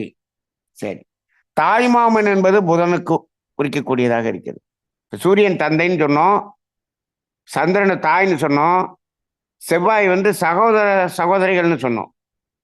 இந்த புதன் என்பது தாய் மாமன் என்பதை குறிக்கக்கூடியதாக இருக்கும். சரி. அதே போல தவணை முறை, ஒப்பந்தம் இவற்றுக்கெல்லாம் புதன் தான் காரணமாக இருக்கிறது. இந்த வியாபாரத்துல, அதாவது ஒப்பந்தம்னா அந்த முதல்ல ஒரு அக்ரிமெண்ட் போடுறது அப்படின்னு சொல்லுவாங்க. இந்த மாதிரியான இந்த துறைகள் எல்லாம் இந்த புதனை சார்ந்ததாக இருக்கிறது. அதே போல எந்த ஒரு துறையிலும் நிபுணர்களாக, நுட்பம் வாய்ந்தவர்களாக இருப்பவர்கள் எல்லாம் இந்த புதனாகத்தான் இருப்பார்கள். எந்த ஒரு துறையிலும் அதுல ரொம்ப நுணுக்கமா, நுட்பமா அந்த துறையில் ஆராய்ச்சி செய்யக்கூடியதற்கு இந்த புதன் நல்லா இருந்தாதான் அந்த அளவுக்கு போக முடியும். இல்லாட்டி அந்த துறையில சாதாரணம் இருப்பாங்க. இப்ப ஒரு துறையில எம்எஸ்சி படிப்பாங்க. அதே அந்த துறையில பிஹெச்டி முடிச்சு அதுல நுட்பமாக அதுல ஒரு நிபுணத்துவம் வாங்குறாங்க பாருங்க. அப்ப இந்த புதன் நல்லா இருக்கும்போது அந்த பிஹெச்டி லெவலுக்கு போக முடியும், சயின்டிஸ்ட் லெவலுக்கு போக முடியும். அதுதான் அந்த புத்தி அப்படிங்கிறது நல்ல வேலை செய்யக்கூடியது இந்த துறையாக இருக்கிறது. அந்த துறையில சிறந்து விளங்குறது, பொருளாதார துறையிலும் அதனால லாபம் அடைகிறதுனா 2 நாள் 6 10. அந்த துறையில சிறந்து விளங்குவார்கள்னா 1 3 7 11. இவை அதுல சிறந்து விளங்கக்கூடியவர்களாக இருப்பார்கள். அதே போல இவர்கள் இந்த புதனுடைய தன்மை நகைச்சுவை கொண்டதாக இருக்கும். பொது அறிவு இவர்களிடம் அதிகமாக இருக்கும். எல்லாத்தையும் அவங்க என்ன பண்ணுவாங்க, எல்லாத்தையும் கத்துக்கணும்னு விரும்புவாங்க. இந்த புதன் இருக்கிறவங்க பாருங்க, இதைத்தான் படிக்கணும் அதோட முடிஞ்சு போச்சுன்னு இல்லை. எல்லா சம்பந்தப்பட்ட புத்தகங்கள், நிறைய புத்தகங்கள் படிக்கிறவங்க இருக்காங்க பாருங்க. இந்த புத்தக திருவிழாவில் போய் நிறைய புத்தகம் வாங்குவாங்க, நிறைய புத்தகம் படிச்சுட்டே இருப்பாங்க. அவங்களுக்கெல்லாம் இந்த புதனுடைய ஆதிக்கம் ரொம்ப அதிகமாக இருக்கும். புத்தக விரும்பிகள் என்பவர்கள் எதையும் நிறைய கற்றுக்கொள்ள வேண்டும் என்று விரும்புபவர்கள் எல்லாம் இந்த புதனுடைய ஆதிக்கத்தில் இருக்கிறவர்களாக இருப்பார்கள். மாணவர்கள் என்பவர்கள் இந்த புதனில் தான் சேர்வார்கள். அந்த இளைய ஒரு பருவம் என்றதுனால மாணவர்கள், இளவரசன், இந்த இதெல்லாமே புதனை சேர்ந்ததாக இருக்கும். அப்ப இந்த இரட்டை தன்மை என்பதை நம்ம சொன்னோம் இல்லையா, அது என்னன்னா, ஒன்றை திரும்ப திரும்ப சொல்லி கொண்டிருப்பதும் இந்த தன்மையில வரும், புதன்ல வரும். திரும்ப திரும்ப செய்வாங்க, செஞ்சதே செய்வாங்க, சொன்னதே சொல்லுவாங்க. இந்த மாதிரியான தன்மைகள் எல்லாம் இந்த புதன் என்பதைத்தான் சாரும். ஆக ஒட்டுமொத்தமா பார்த்தோம்னா செவ்வாய் என்பது உடல் சார்ந்து வலிமை சார்ந்ததுக்கெல்லாம் செவ்வாய். புதன் என்பது புத்தி சார்ந்து, மனம் சார்ந்து, அறிவு சார்ந்து இருக்கக்கூடிய எல்லாவற்றிற்கும் இந்த புதன் என்ன இருக்கு, அது அந்த அதை அந்த ஒரு காரகத்துவத்தை எடுத்து கொண்டு இருப்பதாக இருக்கிறது. அப்ப புதன் பார்த்தோன்னே நமக்கு இதெல்லாம் ஞாபகம் வரணும். செவ்வாயின்னு பார்த்தா அதெல்லாம் ஞாபகம் வரணும். இது இந்த புதன் எந்த இடத்தை அது அதிபதியாக கொண்டிருக்கிறதோ அந்த இடத்துல இந்த மாதிரியான தன்மைகள் அதுல மேலோங்கும் அப்படின்னு நம்ம பார்த்துக்கணும். சரி, இந்த புதனுக்குரிய தெய்வம் மகாவிஷ்ணு. அதனாலதான் அவர் தூதுவாரா வருவார் எல்லா பக்கமும். அப்ப மகாவிஷ்ணு. என்னுடைய நிறம் பச்சை. பச்சைனா என்னன்னா, இப்ப இதுதானே இளமைன்னு சொல்லியிருக்கிறோம். இப்ப பாத்தீங்கன்னா அந்த இலை தளிர்க்கும் போது பச்சையா இருக்கும். அதுக்கப்புறம் அது முத்தின பிறகு நிறம் மாறிடும். அப்ப பச்சை நிறம் என்பது இளமை. தளதளன்னு இருக்கு, அப்பதான் தளிர்த்து இருக்கு அப்படின்னா அந்த நிறம் பச்சையாக இருக்கும். அப்ப அதனால இளமை என்பதை குறிக்கக்கூடிய பச்சை என்பது இதற்கு நிறமாக இருக்கிறது. அதே போல அதற்குரிய கல் மரகத பச்சை என்று சொல்கிறோம். இதற்குரிய உலோகம் பித்தளை. திசை என்பது வடகிழக்கு திசையாக இருக்கிறது. இதற்குரிய பயிறு பச்சை பயிறு. அதை நம்ம சொல்லிட்டோம். இந்த உணவு வகை அந்த புதன் நல்லா இருந்தா அந்த பச்சை பயிரை நீங்க எடுத்தீங்கன்னா உங்களுக்கு ஒத்துக்கிறோம். உங்களுக்கு புதன் மோசமா இருந்துச்சுன்னா இந்த பச்சை பயிரினால் செய்த பதார்த்தங்களை தானம் செய்ய வேண்டும். இது எல்லா கிரகங்களுக்கும் இது பொருந்தும். சுவை உவர்ப்பு சுவை என்று சொல்லுவார்கள். இப்ப அதே போல இந்த புதன் என்பது இயற்கை சுபரில் வந்து விடுகிறது. இயற்கை சுபர்கள்னா யாராரு? குரு, புதன், சுக்கிரன். இதுல இந்த இயற்கை சுரூபுல இந்த சுபர்கள்ல தலைமை வகிக்கிறவர் யாருன்னா குரு தான். அதுக்கு அடுத்து புதன் என்பதும் இயற்கை சுபராக இருக்கிறார். சுக்கிரன் என்பதும் இயற்கை சுபராக இருக்கிறார்கள். இயற்கை சுபர்னா என்னன்னா, இப்ப இயற்கை சுபர், இப்ப அசுபர். இப்ப என்னன்னா, சுபர் வந்து கெட்ட இடத்துல போய் கெட்டதை கொடுத்தாரு அப்படின்னு சொன்னோம்னா, கெட்டது ரொம்ப பெருசா இருக்காது. சுபர் நல்லதை கொடுத்தாருன்னா ரொம்ப நல்லதா இருக்கும். நல்லதா இருக்கும். இப்ப அசுபர் அப்படிங்கிறவரு கெட்டதை கொடுத்தாருன்னு வச்சுக்கங்க, அது ரொம்ப கொடுமையா இருக்கும். அதனால அசுபர் நல்லதை கொடுத்தாருன்னா, அதுவும் ரொம்பவும் நல்லதாவும் இருக்கும். நல்லதா தான் இருக்கும். நல்லதுக்கு 2மே நல்லதுதான். இந்த சுபர், அசுபர்ங்கிறத நம்ம எதுக்கு பார்க்குறோம்னா, அந்த சுபர் வந்து கெடுதலை கொடுக்கும் பொழுது, அந்த பலன் வந்து பெரிய கெடுதலாக இருக்காது. அப்படிங்கிறத தான் நாம இங்க பார்க்குறோம். இப்ப இன்னைக்கு நம்ம சொன்னோம். இப்ப ராகு, சனி சேர்க்கையில வரும்போது உலகம் முழுவதற்கும் ஒரு பெரிய ஒரு துன்பம் வரப்போகுதுன்னு சொல்றோம். இப்ப இப்ப இருந்து ஆரம்பிச்சு அநேகமாக இது ஆகஸ்ட், செப்டம்பர் வரைக்கும் நீடிக்கும். இந்த 2025 முதல் 6 மாதம் ரொம்ப கடுமையான காலமாக இருக்கும். இயற்கையின் பாதிப்புகள் நிறைய வரும். பொருளாதாரத்துல ரொம்ப பாதிப்பு வரும். அநேகமா இந்த ஷேர் மார்க்கெட்ல இருக்கிறவங்கலாம் இப்ப இப்ப இப்ப அதுல எல்லாம் இருக்கிறவங்க இப்ப பணத்தை எடுத்துட்டாங்கன்னா நல்லது. இப்ப வச்சிருந்தாங்கன்னா ரொம்ப டேஞ்சர். ஆகஸ்ட், செப்டம்பர்ல ஷேர் மார்க்கெட்டுக்கு வாங்குறதுக்கு ஈஸியா இருக்கு. ரொம்ப எல்லாமே குறைஞ்சு போயிடும். இப்பயே ஷேர் மார்க்கெட் அடி விழுக ஆரம்பிச்சிடும். இந்த பொருளாதாரத்துல வீழ்ச்சி என்பது இந்த வருடம் நிறைய இருக்கும். நிறைய சந்திக்க வேண்டிய ஒரு காலகட்டம் இருக்கும். அதுல குறிப்பாக அரசியல்வாதிகள், அரசு சார்ந்தவர்கள், அரசாங்கத்தில் இருப்பவர்கள் எல்லாத்திலையும் கர்மவினையை சேர்த்திருக்கிறவங்களுக்கு தான் பாதிப்பு வரும். ரொம்ப கர்மவினை அதிகமாக இருந்தால் அது பாதிப்பு வரும். செயல் விளைவு தத்துவத்தின் அடிப்படையில் தான் அது நடக்கும். அப்ப அந்த அடிப்படையில் இருக்கும்போது இப்ப இந்த சுபர்களுடைய திசை இப்ப நடக்குதுன்னு வச்சுக்கங்க. இந்த 2025ல சுபர்களுடைய திசை நடக்குதுன்னு வச்சுக்கங்க. குரு திசை, புதன் திசை, சுக்கிர திசை, இது ஏதோ நடக்குது. இல்ல அதனுடைய புத்தி நடக்குதுன்னு வச்சுக்கங்க. அவங்களுக்கு இந்த பாதிப்புல பெருசா பாதிப்பா தெரியாது. ஆனா இப்ப இதுலயே அந்த ராகு, சனி, ராகு திசை சனி புத்தி, சனி திசை ராகு புத்தி இப்படியெல்லாம் இருக்கிறாங்கன்னு வச்சுக்கோங்க. அந்த இணைப்பு 8, 12 இருந்துச்சுன்னு சொன்னோம்னா அவங்களுக்கெல்லாம் ரொம்ப கடுமையான பாதிப்பாக இருக்கும். அதனால இது பொதுவாக இந்த இயற்கை சீற்றம் என்பது இந்த உலகம் முழுவதுக்கும் ஒரு பாதிப்பை கொடுக்கிறது என்று சொன்னாலும், அது ஒவ்வொரு தனி மனிதனுடைய ஜாதகத்துக்கு தகுந்தாற் போல அதனுடைய வீரியங்கள் கூட குறையா இருக்குங்கிறத நம்ம தெரிந்து கொண்டு, இந்த உலகம் மக்கள் ஒட்டுமொத்தமாக திருந்துவதற்கான காலகட்டம் இந்த காலகட்டம். அதில் ஒரு தனி மனிதனாகிய நாம் அட்வான்ஸா நம்ம திருந்திட்டோம் அப்படின்னு சொன்னோம்னா, நம்மள அது ஒண்ணும் செய்யாது என்ற அடிப்படையில் இந்த பயம் வேண்டாம். அதனால நாம் அறம் சார்ந்த வாழ்க்கையை வாழ்வோம். அறம் சார்ந்த வாழ்க்கையை வாழ்ந்து நம்மையும் நமது சந்ததிகளையும் பாதுகாத்துக் கொள்வோம் என்ற அடிப்படையில் இன்றைய இந்த ஜோதிட தத்துவ அடிப்படை பயிற்சி நிகழ்ச்சியை நிறைவு செய்து கொள்வோம். வாழ்க வளமுடன்.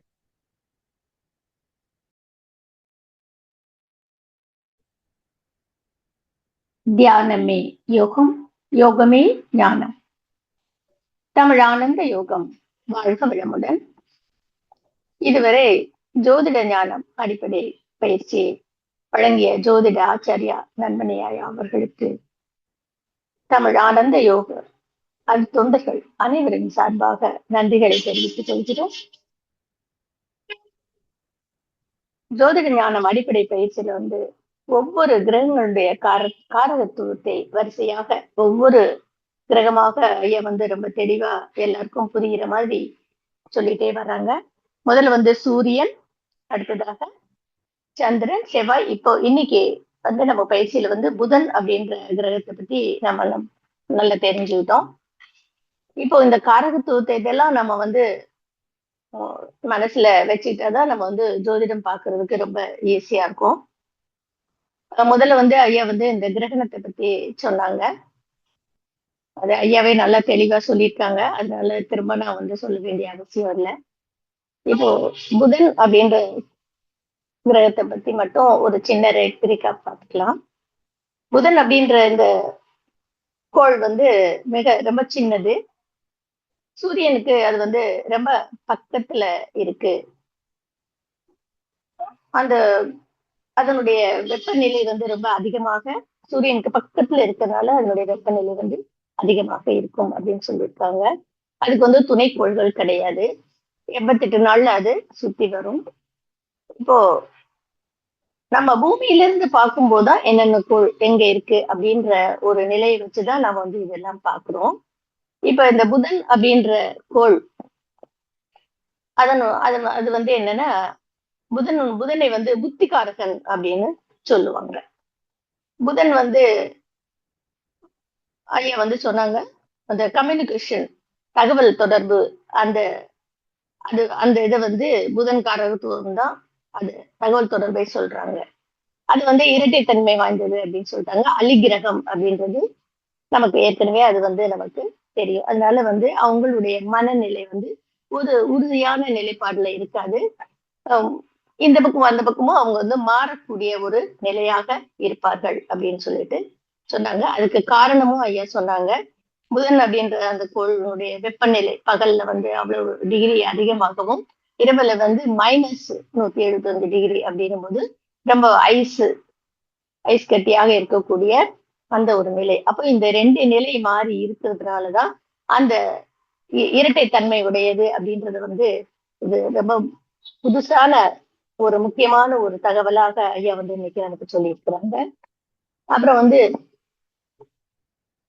புதன் அப்படின்னு அது வந்து நம்ம நரம்பு மண்டலத்தோட தொடர்பு வச்சிருக்கு, தொடர்புடையது. 1ஆம் பாவத்தினுடைய பரிணாம வளர்ச்சி அப்படின்றதுதான் இந்த 3ஆம் பாவம். உயிரின் படர்க்கு நிலைய மனம் அப்படின்னு நம்ம சொல்றோம் இல்லையா, அந்த மாதிரிதான் அது 1ஆம் பாவம் உயிர் அப்படின்னு சொல்லும் போது இது மனம் அப்படின்னு இந்த 3ஆம் பாவம் அதுல வருது. இது வந்து நம்ம கை விரல்களை மட்டும் பயன்படுத்தி செய்யக்கூடிய ஒரு தொழில், கம்யூனிகேஷன் அப்படின்னு சொல்றாங்க. அப்புறம் இது வந்து நாக்கு, பேச்சு அந்த அதோட வந்து தொடர்புடையது. இந்த புதன் காரகத்துவம் இருக்கிறவங்க வந்து எப்படி இருப்பாங்க, ரொம்ப சுறுசுறுப்பா இருப்பாங்க, தந்திரமா இருப்பாங்க, சமயோசித புத்தி இருக்கும், அவங்களுக்கு புத்தி கூர்மை இருக்கும் அப்படின்றதுனால அது விலங்கு அப்படின்னு சொல்லும் போது அதை நரி அப்படின்னு சொல்லிட்டு சொன்னாங்க. அப்புறம் உறவு முறையில சொல்லும் போது தாய்மாமன் அப்படின்னு சொல்லிட்டாங்க. தெய்வம் அப்படின்னு வரும்போது மகாவிஷ்ணு. நிறம் பச்சை. ஆஹ் இந்த கற்கள் அப்படின்னு சொல்லும்போது மரகத பச்சை அப்படின்னு சொல்லுவோம் இல்லையா, அந்த கல்லு. உலோகம் அப்படின்போது பித்தளை. திசை வந்து வடகிழக்கு. தானியம் வந்து பச்சை பயிறு.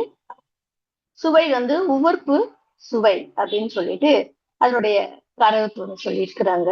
அப்போ மேலும் வந்து புதன் வந்து நல்ல ஆதிக்கமா இருக்கும்போது அவங்களுடைய பொது அறிவு அவங்களுக்கு அதிகமாக இருக்கும். மென்மையான தொழில், ஸ்மார்ட் ஒர்க் ரொம்ப நல்லா பண்ணுவாங்க. கவிதை, காவியம் இதெல்லாம் வந்து நல்லா செய்வாங்க. சிலை வடிப்பது, சாஃப்ட்வேர் லைன்ல வந்து டிசைனிங் என்ஜினியர் அந்த மாதிரி வேலையெல்லாம் நல்ல சிறப்பாக செய்வாங்க. தரகு, கமிஷன், மார்க்கெட்டிங், இந்த இன்சூரன்ஸ் இந்த மாதிரி தொழில் எல்லாம் கூட இந்த புதன் ஆதிக்கம் அடைந்தவர்கள் தான் அந்த மாதிரி வேலையெல்லாம் இருப்பாங்க அப்படின்றது வந்து ஐயா சொன்னாங்க. மேலும் வந்து இந்த பத்திரத்துறை, எழுத்து, பதிவுத்துறை அந்த மாதிரி எல்லாம் வந்து இந்த புதன் ஆதிக்கம் அதிகமா இருக்கிறவங்க வந்து இந்த துறையில எல்லாம் இருப்பாங்க அப்படின்றது வந்து சொன்னாங்க. இது எல்லாத்தையும் நம்ம மனசுல வச்சுக்கிட்டாதான் புதன் வந்து ஆதிக்கம் இருந்ததுன்னா அவங்க எந்த துறையில இருப்பாங்கன்றத வந்து நாம சொல்றதுக்கு முடியும் அப்படின்னு சொல்லியிருக்கிறாங்க.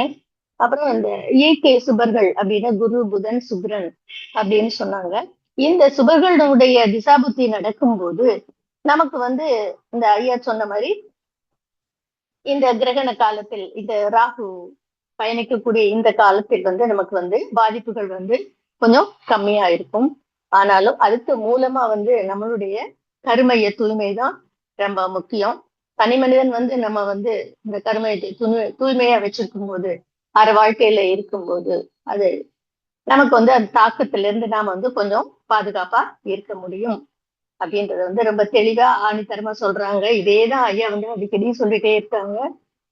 அதனால நாம வந்து அதை வந்து செயல்படுத்துவோம். அதுக்காகதான் இந்த சத்சங்கம், இந்த கிளாஸ் எல்லாமே ஐயா கொடுத்துட்டே இருக்கிறாங்க. வாழ்க்கை வளமுடன்.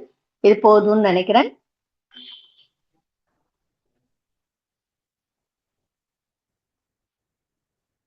ஐயா அவர்களை மீண்டும் ஒருமுறை வாழ்த்து விடலாம். அனைவரும் துரிய நிலையில் நின்று வாழ்த்துவோம்.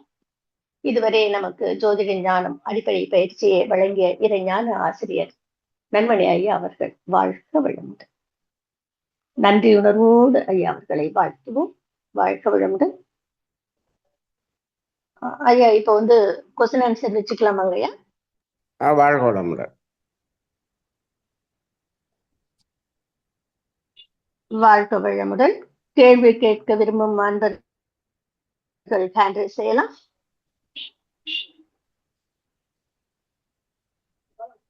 சாந்தி அம்மா நீங்க கேட்கலாமா? ஐயா வாழ்க வளமுடன்யா.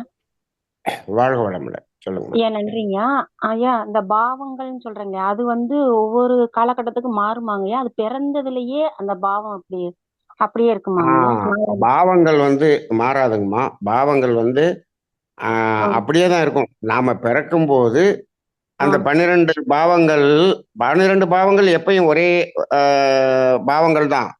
நம்ம பிறக்கும் போது அந்த லக்கினம் எங்க அமையுது அப்படிங்கிறத வச்சுதான் அதுல இருந்து பாவங்கள் எண்ணும் போது அந்த 12 வந்து மாறி வந்துடும். இப்போ மேசத்துல பிறக்கிறான்னு வச்சுக்கங்க, மேசத்துல இருந்து 1 2 3 4ன்னு எண்ணுவோம். மேச லக்கணம் அப்படியாங்கய்யா? மேச லக்கினத்துல இருந்துச்சுன்னா மேசம் 1ஆ மாறிடும். சரி சரி. அதே மீனமா இருந்துச்சுன்னு வச்சுக்கோங்க, மேசம் 2ஆம் பாவமா மாறி போயிடும். மீனத்துக்கு அடுத்து லாஸ்ட் லக்கணம் வந்து மீனம், அதுக்கு அடுத்து. ஆமா. அப்ப இந்த லக்கினம் என்ன அமையுது, பிறக்கும் போது என்ன லக்கினம் அமையுது அப்படிங்கறத வச்சுதான் அந்த பாவம். அப்ப அது மாறவே மாறாது. அது மாறாது. கடக லக்கினம்னா எத்தனாங்க பாவங்க அது? இப்ப கடக லக்கினமா கடகம் 1. சரி. கடகம் 1ன்னு வந்துரும். அப்ப மேசம் வந்து 10ன்னு வந்துரும். சரிங்க சரி. அப்ப மேசம் தான் மெயினானதுன்னு சொல்லலாம் அப்படியாங்கய்யா? அப்படியெல்லாம் கிடையாது. அப்படி அதாவது இதுல உங்க லக்கினம் எதுவோ அந்த லக்கினத்திலிருந்து 1 2 3ன்னு 12 பாவம் வந்துரும். அது வந்து பிக்சட். அதனாலதான் நம்ம சொல்லுவோம், இந்த லக்கினத்தை வச்சு பாக்குறது வந்து அதை கொடுப்பினை என்று சொல்லி விடுவோம். சரிங்க. இப்போ ஒரு லக்கினம் இருக்குன்னு வச்சுக்குவோம். இப்ப கடக லக்கினம்னு வச்சுக்கோமே, கடக லக்கினம் அப்படின்னு வச்சுக்கோங்களேன். இப்ப 2ஆம் இடம் அது சிம்மமா போயிடும். ஆமா. இப்ப அந்த 2ஆம் இடத்துல சூரியனே உட்கார்ந்து இருக்குன்னு வச்சுக்கோங்க, அந்த இடத்துல இருக்குன்னு வச்சுக்கோங்க. ஆவணி மாசம் நீங்க பிறந்தீங்கன்னா சூரியன் அங்கதானே இருக்கும். இப்போ அப்படின்னு வச்சுக்கோங்க, ஆவணி மாசம் பிறந்திருந்தீங்கன்னா சூரியன் அங்க இருக்கு. இப்போ 2ஆம் இடத்துக்குரியவன் 2ஆம் இடத்திலேயே ஆட்சியாக இருக்கிறான். இது நம்ம வாழ்க்கை முழுவதும் அப்படிதான் இருக்கும். 2ஆம் பாவம் அந்த சூரியனுடைய ஆதிக்கத்துலதான் இருக்கும். அது மாறவே மாறாது.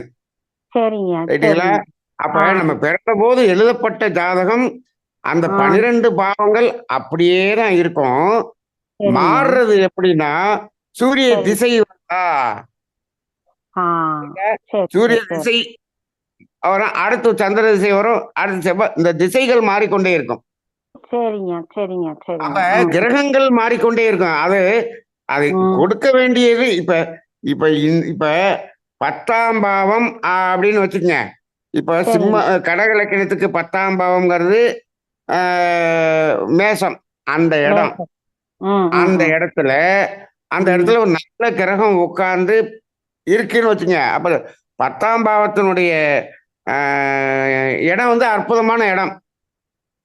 ரைட்டுங்களா? 10ஆம் பாவத்தினுடைய இடத்துல இருக்கக்கூடிய கிரகம் நல்ல கிரகம் அப்படின்னு வச்சுக்கோங்க. இப்போ அப்படி இருக்கும்போது அந்த திசை வரும் பொழுதுதான் அது வேலை செய்யும். ரைட்டுங்களா? இப்ப சூரியனே அங்க போய் உட்கார்ந்துருச்சுன்னு வச்சுக்கோங்க. உங்க 10ஆம் இடத்துல தனஸ்தானாதிபதி அங்க போய் உட்கார்ந்துருக்கு. 10ஆம் இடத்துல தொழில் ஸ்தானத்துல உட்கார்ந்துருக்கு. அந்த இடத்துல அது உச்சமாவும் இருக்கும். சூரியன் அந்த இடத்துல உச்சமாவும் இருக்கும். ஆக தொழில் மூலமா பணம் நல்லா வரும் அப்படின்னு சொல்றோம்னு வச்சுங்க. ஆனா இது வந்து பிக்சடு. ஆனால் அது எப்ப நடக்கும்? சூரிய திசை வந்தாதான் நடக்கும். ரைட்டா? சூரிய திசை வரும் பொழுதுதான் அது ஒரு கிரகம் இதெல்லாம் செய்ய போகுது அப்படின்னு சொல்றது பாவங்கள். அது எப்ப செய்யும் அப்படிங்கிறது திசாபுத்தி. இப்ப நீங்க பிறக்கும் போதே செவ்வாய் திசையில பிறந்தீங்கன்னு வச்சுக்கோங்க, உங்களுக்கு சூரியனுடைய திசை வந்து எப்ப வரும் அப்படின்னீங்கன்னா, அது வந்து 100 வயசுல வரும், 102 வயசுல வரும். வந்து என்ன பிரயோஜனம்? அப்ப அதுபோல அது கொடுப்பினை இருந்தாலும் அந்த திசா புத்தி அப்படிங்கிறது அடிப்படையில தான் அது வந்து நமக்கு கொடுக்கும். அதனால திசா புத்தி மாறிக்கொண்டிருக்கும், பாவங்கள் மாறாது.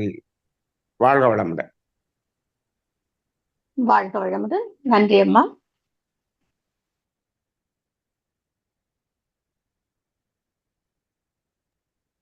ஐயா வாழ்க வளமுடன். அடுத்ததாக ஒண்ணே கேளுங்கம்மா. ஐயா ஒண்ணே சரியாம்மா, ஐயா ஒண்ணே ஒண்ணு கேக்குறேங்க. அதுக்கு மட்டும் எனக்கு சொல்லுங்கம்மா, சொல்லுங்க. நீங்க மைக்கை தொட்டுறீங்கன்னு நினைக்கிறேன்.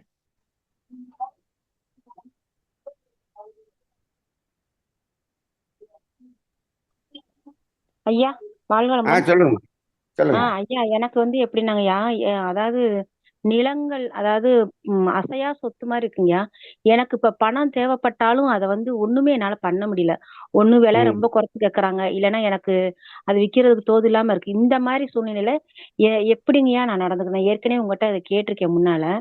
ஒரு இடம் இருக்கு, எனக்கு வந்து தேவைப்படுது, இப்போ அதிகமான தேவைகள் இருக்கு. அதை வந்து என்னால அத பிரயோஜனப்படுத்த எனக்கு சூழ்நிலையே வரமாட்டேங்குதுங்கய்யா.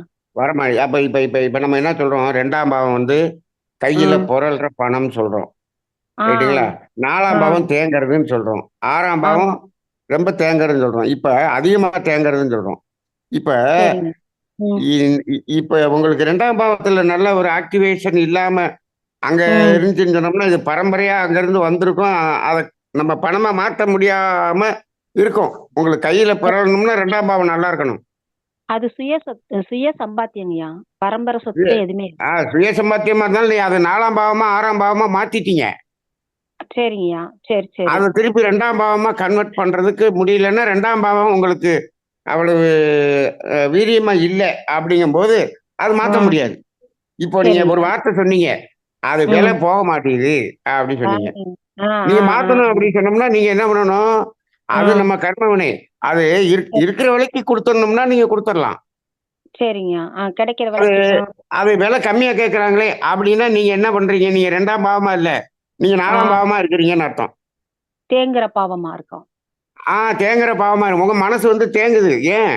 நீங்க கம்மியா கேட்கறாங்களே நினைக்கிறீங்க. உங்களுக்கு பணம் வேணும்னா கேட்கறது கொடுத்துருங்க. கொடுத்துடணும். ஓ சரிங்க சரிங்க. அப்ப நீங்க 4ஆம் பாவமா நிக்கும் போது 6ஆம் பாவமா நிக்கிறீங்க மனசுல. அப்ப உங்களால கொடுக்க முடியல.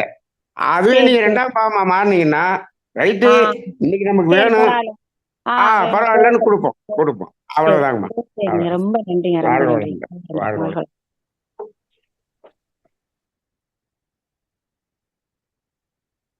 கீதா தேவி அம்மா. வாழ்க வளமுடன். நன்றி அம்மா.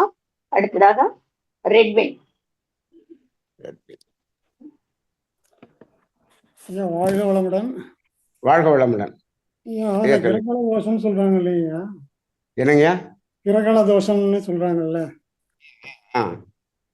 அப்போ அந்த ஒரு ராசியில இப்போ சந்திரன் இருக்காரு, அதுலயே கேதும் இருக்காருன்னு வச்சுக்கோங்களேன். பௌர்ணமி அன்னைக்கு அவருக்கு கிரகணம் தோஷம் எப்படியா கணக்கில் எடுத்துக்கிறது? ஒரு அதாவது இப்ப கேது இருக்கிற இடத்துல சந்திரன் இருந்தால் அப்ப வந்து கிரகணம் வராது. கிரகணம்ங்கிறது எப்படின்னா நமக்கு தெரியாது. அப்ப ராகுவனுடைய இடத்துல சூரியன் இருந்து கேதுவனுடைய இடத்துல சந்திரன் இருந்தாதான் கிரகணம் நமக்கு தெரியும்.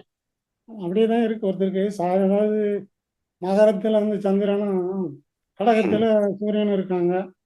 இப்ப ராகு கேது அது மாதிரி ஒரு அடி 7ல இருக்காங்கன்னு வச்சுங்களேன். அது கேது அந்த கிரகண காலத்துல பிறந்திருப்பாரு அவரு. அந்த கிரகண காலங்கள்ல பிறந்திருப்பாங்க, ரைட்டுங்களா? ஆமா, அதெல்லாம் அந்த ஃபுல்லாவே அந்த மாசம் பூரா கிரகணமா அப்படியா? அந்த கிரகண காலத்துல பிறந்தவங்க, அதுக்காக இந்த கிரகண காலத்துல கரு உண்டாக கூடாதுன்னு சாமி சொல்லுவாரு. பொதுவா பெரியவங்களே சொல்லுவாங்க, இந்த கிரகண காலத்துல இது கூடாதுன்னு சொல்லுவாங்க.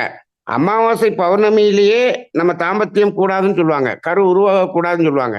சரி. இதுக்கு இதுக்கு காரணம் என்ன அப்படின்னா, இந்த கிரகண காலத்துல அது அப்படி வரும்போது என்ன ஆகும்? இப்ப சூரியனும் சந்திரனும் ரொம்ப முக்கியமான கிரகம் இல்லையா? ஆமா. அது அஹ், உயிர்காரகன், இது மனோகாரகன். அப்ப ரெண்டும் வந்து கொஞ்சம் ஒரு டார்மண்டா இருக்கக்கூடிய ஒரு நிலை வருது. அப்படி பிறந்தவங்க வாழ்க்கையில நல்லா இருக்கணும் அப்படின்னு சொன்னோம்னா, அவர் ஞானத்தின் பாதையில போனாங்கன்னா நல்லா இருப்பாங்க. உலகியல் பாதையில வந்தாங்கன்னா நல்லா இருக்க முடியாது. ஆனா ராகு கேது ஒன்றும் கெடுத்து விடாது. அது அது கிரகண தோஷம்னு சொல்றோம். கிரகண தோஷம் அப்படிங்கிறது என்னன்னா, இப்ப தோஷம்னாலே என்னன்னாங்கயா, இந்த உலகியல் வாழ்வுக்கு, பொருள் வாழ்க்கைக்கு, புற வாழ்க்கைக்கு தோஷம். அதைத்தான் தோஷம்னு சொல்றாங்க. யாராருக்கெல்லாம் அப்படி தோஷம் இருக்கோ அவங்களுக்கு வந்து அக வாழ்க்கை நல்லா இருக்கும். இப்போ திருமணத்துல தோஷம் இருக்கு அப்படின்னா என்ன அர்த்தம்? நீங்க திருமணம் செய்யாம ஞானத்தின் பாதையில தியானம் பண்ணிட்டு அந்த அந்த பாதையில போங்கன்னு அர்த்தம் அப்படின்னு சொல்லுது. அவ்வளவுதானே? அப்ப அந்த பாதையில போயிட்டாங்கன்னா தோஷம் இல்லை. நான் அதுக்காக சில பேருக்கு சொல்லுவேன், இவங்களுக்கு வந்து திருமணம்ங்கிறதுக்கே கிடையாதுங்க, இவங்களை கொண்டு போய் சாரதா மடத்துல சேர்த்து விடுங்க, அதுல வந்து இப்ப நல்லா வந்துருவாங்க, இந்த ஜாதகம் அப்படி இருக்குன்னு சொன்னா, எனக்கு இருக்கிற வசதிக்கு நான் இத்தனை 200 பவுன் சேர்த்து வச்சிருக்கிறேன், என் மகளுக்காக ஒரு பங்களா கட்டி வச்சிருக்கிறேன், வீடு கட்டி வச்சிருக்கேன், கார் வாங்கி வச்சிருக்கேன், இவங்களை கொண்டு அங்க சேர்த்து விட சொல்றீங்களேன்னு கேட்கிறாரு ஒருத்தர். அப்ப ஜாதகம் என்ன சொல்லுது? இங்க இந்த புற வாழ்க்கைக்கு அது என்ன சொல்லுது? மோசம் சொல்லுது. ஏன் சொல்லுது அப்படி? புற வாழ்க்கையில அவங்க முன்னோர்கள் வந்து புற வாழ்க்கையில இருந்து நிறைய கர்ம வினையை சேர்த்திருக்கிறாங்க. அப்ப அது என்ன சொல்லுது? இது அக வாழ்க்கைக்கு போக சொல்லுது. அப்ப தோஷம் அப்படிங்கிறது புற வாழ்க்கைக்குத்தான் தோஷமே தவிர, இந்த தோஷம் இருப்பவர்கள் அக வாழ்க்கை வாழ்ந்தார்கள் என்று சொன்னால் அவர்கள் அதுல ரொம்ப பிரமாதமா இருப்பாங்க. அதனால ஒரு மனுஷனுக்கு தோஷம் அப்படிங்கிறது அப்படிலாம் கிடையாது. அது புறத்துக்கு தோஷமா அகத்துக்கு தோஷமா, அவ்வளவுதான். அவ்வளவுதான். சந்திரன் வந்து ஒரு 2 நாள் தானே ஒரு ராசியில் இருக்காரு. ஆமா. அப்போ அந்த 2 நாளுக்குலாம் வந்து இந்த நட்சத்திரம் வரும்போது தான் அந்த தோஷம் கணக்கு. அந்த நட்சத்திரத்தில் இல்லை அந்த கேது அப்படி இல்லைங்க. அது எப்படின்னா, அந்த ராகு கேதுவனுடைய டிகிரி எந்த டிகிரி இருக்கோ அந்த டிகிரியில 13 டிகிரிக்கு உள்ளாக, இந்த பக்கத்துல ஒரு 7, அந்த பக்கத்துல ஒரு 7, அந்த டிகிரிக்கு உள்ள வந்துருச்சுனாலே அந்த கிரகணம் வந்துருங்க. கிரகணம் சரி. அப்போ அதுக்கு வந்து கிரகண தோஷத்துல வருமா வராது? கிரகண தோஷம் இருக்கும் இருக்கும். அந்த கிரகண தோஷத்தை அந்த அது நீங்க பிறக்கிற ஜாதகத்திலே அப்படி இருக்குதுன்னு சொல்றீங்க நீங்க. ஜாதகத்தில் இருக்கு. அந்த 13 டிகிரிக்கு அப்பால் இருந்தால் அது அப்பால இருந்தால் அது ஒன்றும் பெருசா பண்ணாது. உள்ள இருந்தாதான் அது அப்படி இருக்கும். கொஞ்சம் தள்ளி போக போக அதனுடைய பவர் குறைஞ்சிருங்க. சரிங்க சரி. அதுதான் கிரகண தோஷம் அதிகமான வித்தின் 13 டிகிரி 13 டிகிரிக்கு உள்ளுக்குள்ள வரும்போது தான் அது எஃபெக்டா இருக்கும். சரிங்க சரிங்க. வாழ்க வளமுடன். இன்னொரு கொஸ்டின் கேட்கலாமா ஐயா? சொல்லுங்க சொல்லுங்க. இப்போ புதன் வந்து ஏதாவது 2க்கு காரகத்துவமா இருக்கான்னு வச்சுங்களேன். அதாவது சிம்ம ராசிக்கு கன்னியில வந்து புதன் இருக்காங்கன்னு வச்சுங்களேன். அவங்க உச்சம் இருக்காங்க வச்சுக்கிட்டாங்க. அவன் உச்சமாக இருந்தாலும் அதனுடைய சுக்கிரன் சேர்ந்தாலும் அந்த சுக்கிரனும் அதாவது கேதுவும் சேர்ந்துக்கிட்டாலும் எப்படியா இருக்கும் அது? இப்போ நீங்க சிம்ம சிம்ம லக்கினம் சொல்றீங்களா? சிம்ம லக்கினம் 2ஆம் இடத்துல புதன் உச்சமா இருக்குன்னு சொல்றீங்க. கூட வந்து கேது சேர்ந்துருக்கீங்க. சுக்கிரனும் சேர்ந்து, அப்ப சுக்கிரன் அந்த இடத்துல நீசமா போயிடுறாரு. சரி, இப்ப நீசனும் சேர்ந்து ரெண்டும் சேர்ந்து கூட கேது வந்துருச்சுன்னு சொல்றீங்க பாத்தீங்களா? அங்கதான் பிரச்சனை. இந்த கேதுவனுடைய டிகிரிக்குள்ள இந்த இதெல்லாம் மாட்டிக்கிச்சு அப்படின்னு சொன்னோம்னா, நீங்க அந்த உச்சமா இருந்தாலும் எதா இருந்தாலும் நீங்கள் ஞானத்தின் பாதையில தான் உச்சமா வர முடியுமே தவிர உலகையில உச்சமா வர முடியாது. புற வாழ்க்கையை வந்து பெருசா வர முடியாது. புற வாழ்க்கையில பெருசா வர முடியாது. ஆக ஓக உச்சமா இருக்கு உங்களுக்கு என்ன 2ஆம் இடம் உச்சம், அதெல்லாம் சும்மா சாதாரண ஜோசியர் சொல்லிவிடுவாங்க. அப்படியெல்லாம் இருக்காது, அப்படியெல்லாம் வராது. இவர் ஞானத்தின் பாதையில போனாருன்னா ரொம்ப உச்சமா இருக்கலாம். போகணும். புற வாழ்க்கையில் இருந்தாலும் அதையும் மேற்கொள்ளணும். அப்பதான் அவங்களால ஜெயிக்க முடியும், இல்லாட்டி ஜெயிக்க முடியாதுங்க.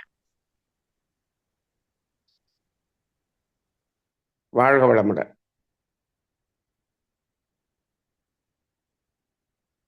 அடுத்தது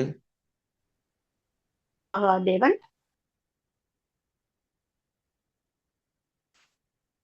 மகாதேவன். ஐயா மைக் ஓபன் பண்ணிக்கங்க. பேசுங்கம்மா, மைக் ஒரு தடவை டச் பண்ணிக்கோங்க. வாழ்க வளமுடன். வாழ்க்கைதான் ஐயா.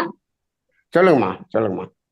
ஐயா இப்போ சூரியன் வந்து உச்சமா இருக்கிற மேஷத்துல, ம் ஆனா அவங்கள வந்து ரோஹிணி நட்சத்திரத்துல பிறந்திருக்காங்க. ஆனா ம் அவங்களுக்கு அந்த சூரியனுடைய தசை வரவே வராது. சரி. அப்படி இருக்கும்போது அந்த புக்தி, சூரியனுடைய புக்தின்றது வந்து இந்த எல்லா கிரகங்களும் போகும்போது அதாவது சூரிய திசை வராதுன்னு சொல்ல முடியாது, ரொம்ப லேட்டா வரும், அவ்வளவுதானே. ஆமா ரொம்ப லேட்டா வரும், ரொம்ப வயசான 90 வயசுக்கு மேல வருதுன்னு வச்சுக்கோங்க.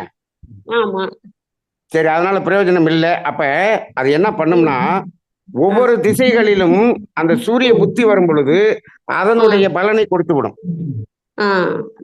நிச்சயமா நிச்சயமா கொடுத்துரும். ஓகே. அதனால ஒன்றும் இது இல்லை. அந்த அந்த புத்தி காலங்களில் அதனுடைய பலனை நீங்கள் அனுபவிக்க முடியும்.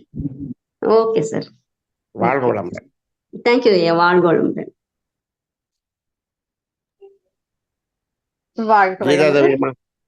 கீதா தேவியம்மா பேசுங்க. ஐயா வாழ்க வளமுடன் ஐயா. வாழ்க வளமுடன். சொல்லுங்கம்மா. ஐயா இப்ப ஒருத்தர் ஜாதகத்துல வந்து புதன் நீச்சம் சொல்றாங்க ஐயா. ஆமா, 21 வயசுக்கு மேல புதன் நீச்சம் சொல்றாங்க. அப்படின்னா என்ன சரி. என்னய்யா என்ன நடக்கும்? அதாவது புதன் வந்து மீன ராசியில உட்கார்ந்துருச்சுன்னு சொன்னா அது நீச்சம்னு சொல்லுவாங்கம்மா. சரிங்க ஐயா. ரைட்டுங்களா? அது நீச்சம்னு சொல்லுவாங்க. ரிஷபராசி தான் ஐயா. அவங்க ரிஷபராசி துலா எல்லாம் லக்னம் தான் பார்க்கணும், லக்னத்தை தான் பார்க்கணும். துலா லக்னம் ஐயா. இப்ப துலா லக்னம், துலா லக்னத்துக்கு 12 கூடையவன் புதன். ரைட்டுங்களா? 9 12 கூடையவன் புதன். ரைட்டுங்களா? இப்போ அது அது அது அது வந்து நீசம்னு சொல்றோம். ஆமாங்க ஐயா. 6ஆம் இடத்துல நீசம்னு சொல்றோம். இப்ப 12 கூடையவன் போய் நீசமாகுது, 12 கூடையவன் 6ஆம் இடத்துல இருக்குங்கிறது கரெக்டு. 9 கூடையவனு 6ஆம் இடத்துல போய் நீசமாயிருச்சு. அப்படிங்கும்போது இப்ப இது இப்ப இந்த ஜாதகத்துக்கு என்ன பலன் சொல்ற, எப்படி என்ன கேக்குறீங்க? அதுல அப்படி இருக்கறனால என்னங்கிறீங்க? எந்த வயசுல வருது? நீங்க சொல்லிட்டீங்களே ம் 21 வயசுக்கு மேல நீச்சம் சொன்னாங்க ஐயா. ஜாதகம் பார்க்க சொல்லோ நீச்சம் வருது, நீச்ச திசை வருது. ரைட்டுங்களா? ஆமா ஐயா. ஆமா ஐயா. இப்ப நீச்ச திசை வருது. எனக்குதான் ஐயா இப்போ 43 வயசு. அது ஏன் சரி, நீச்சம்னா என்ன ஐயா? நீங்க சொல்லிருக்கீங்க நீச்சம் முடிஞ்சிருச்சுல்ல, உங்களுக்கு நீச்ச திசை முடிஞ்சிருச்சுல்ல. அது தெரியல ஐயா. சொன்னதும் தெரியும் எனக்கு. அது முடிஞ்சதெல்லாம் தெரியாது ஐயா. இல்ல 21 வயசுல ஆரம்பிச்சதுன்னு சொன்னா புதன் திசை அது 17 வருஷத்துல முடிஞ்சிருமே. சரிங்க, முடிஞ்சிருமா? ஓகே. ஆமா, 21ன்னா 31 38 வயசுல முடிஞ்சிரும். திசை மாறிச்சு மாறிடும் அது. ஆமா, அடுத்த மாறிடுமா ஐயா? ஆகிறதுனால அது வந்து நீசமாச்சுன்னா மோசம்னு எடுத்துக்க கூடாது, அப்படியெல்லாம் இல்லை. ரைட்டுங்களா? அந்த அந்த நீசமாக இருக்கக்கூடிய அந்த இடத்துல அது எந்த நட்சத்திரத்துல நட்சத்திரத்தினுடைய அந்த கிரக எப்படி இருக்கு அப்படிங்கறதெல்லாம் ஆழமா போய் பார்க்கணும்னு வச்சுக்கோங்க. பொதுவா சாதாரணமா பார்த்தோம்னா கூட இதுல வந்து 12 கூடையவன் 6ல போய் நீசமாயிருக்கு, 12 கூடையவன் 6ல மறைஞ்சு அது அந்த ஒரு வகையில நன்மையா தான் இருக்கும். ரைட்டு. ஆனா 9 கூடையவன் அங்க போய் இருக்கு. அப்ப இந்த ஜாதகருடைய அப்பா அந்த காலகட்டத்தில் அவருக்கும் அந்த ஜாதகருடைய அப்பாவுக்கும் கொஞ்சம் பாதிப்புகள் இருக்கலாம். அப்படிதான் நம்ம பொதுப்படையா சொல்ல முடியும். ரைட்டுங்களா? அதை ஆழமா பார்க்கும்போது தான் அதனுடைய உண்மைத்தன்மையை பார்க்க முடியும். பொதுவா வந்து அப்பாவுக்கும் இவங்களுக்கும் கொஞ்சம் நல்லா இல்லை இந்த காலகட்டம் அப்படின்னு சொல்லலாம். அப்படிதான் நம்ம பொதுவா பார்க்கணும், வேற ஒண்ணும் இல்லை. ஆனால் நீசம்னா ஒண்ணும் பயப்படணும்னு அவசியம் இல்லைங்கம்மா. ஒரு நல்ல கிரகம் போய் நீசமாயி அந்த நீச திசை நடக்குது, அந்த நீசம் நின்ற இடத்துக்குரிய அந்த நட்சத்திரமும் அதுவும் மோசமா இருந்துச்சுன்னு சொன்னா தான் அப்படி நம்ம ரொம்ப பார்க்கணும். அந்த அளவுக்கு ரொம்ப நம்ம ஆழமா போய் பார்க்காம மேலோட்டமா பார்க்குறோம். அதனால உச்சமா இருக்கிறவங்க எல்லாம் நல்லா இருக்கிறாங்கன்னு சொல்ல முடியாது, நீசமா இருக்கிறதுலாம் கெட்டதுன்னு சொல்ல முடியாது. அதே சமயத்துல நீசத்துல ரொம்ப மோசமும் இருக்கு. அது நல்லா இருக்க வேண்டியது நீசமாச்சுன்னு சொன்னா மோசமா இருக்கு. அது அவங்களுடைய கர்ம வினையை காட்டக்கூடியதாக இருக்கும். அதனால அந்த உச்சம் நீசம் அப்படிங்கறத பத்தி எல்லாம் நம்ம பயப்பட வேண்டியதில்லை, அது இருக்கட்டும். நம்ம இப்ப செயல்களை அறத்தின் அடிப்படையில் செய்தால் அந்த நீசத்தை நாம் என்ன பண்ணலாம்? நீசத்தை நீசம் செய்து விடலாம். நாம செய்யக்கூடிய அறம் அந்த நீசத்தை நீசம் செய்து விடும். அதனால இதெல்லாம் நம்ம ஒரு வார்த்தைகளுக்கு பயன்படுத்திக்கிட்டு இருக்கோமே தவிர அதை கண்டெல்லாம் ஒன்றும் பயப்பட வேணாங்கம்மா. சரிங்க சரிங்க. வாழ்க வளமுடன். வாழ்க ஓகே, நன்றி. வாழ்க வளமுடன். நன்றி அம்மா. அடுத்ததாக கவிதா கோவிந்தராஜ், நீங்க பேசுங்கம்மா. வணக்கம் ஐயா, வாழ்க வளமுடன் ஐயா. வாழ்க வளமுடன். சொல்லுங்கம்மா. இந்த வாரம் நாங்க உங்ககிட்ட பேசும்போது ஒரு நம்பர் ஒண்ணு கொடுத்தீங்க ஆறுமுகம் ஐயாக்கு. சரி சரி நான் ஒரு ஜாதகம் பார்த்துட்டாங்க, ரொம்ப நல்லா சரி இருக்கு, 3 மாசத்துல சரி முடிஞ்சு அப்படின்னு சரிம்மா. சொல்லிருக்கீங்க. ரொம்ப சரிங்க நன்றிங்க. சரிங்கம்மா. வாழ்க வளமுடன். வாழ்க வளமுடன். வாழ்க வளமுடன். நன்றி அம்மா. அடுத்து கனகராணி அம்மா, நீங்க பேசுங்கம்மா.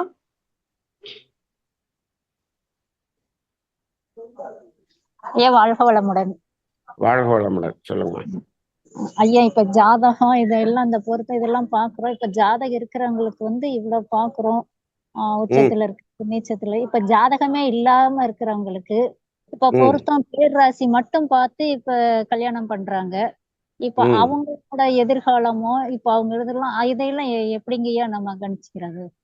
அதாவதுங்கம்மா, நீங்க ஜாதகம் பார்த்து பண்ணலான்னாலும் பார்க்காம பண்ணாலும் கர்ம வினைப்படிதான் வாழ்க்கை நடக்க போகுது. சரிதானா? இது ஒரு திருப்தியா சரிதானா? இருக்கு, அதாவது பொருத்தம் இருக்குது அப்படின்ட்டு மன சரி. திருப்தியா செய்யறாங்க இல்லையா?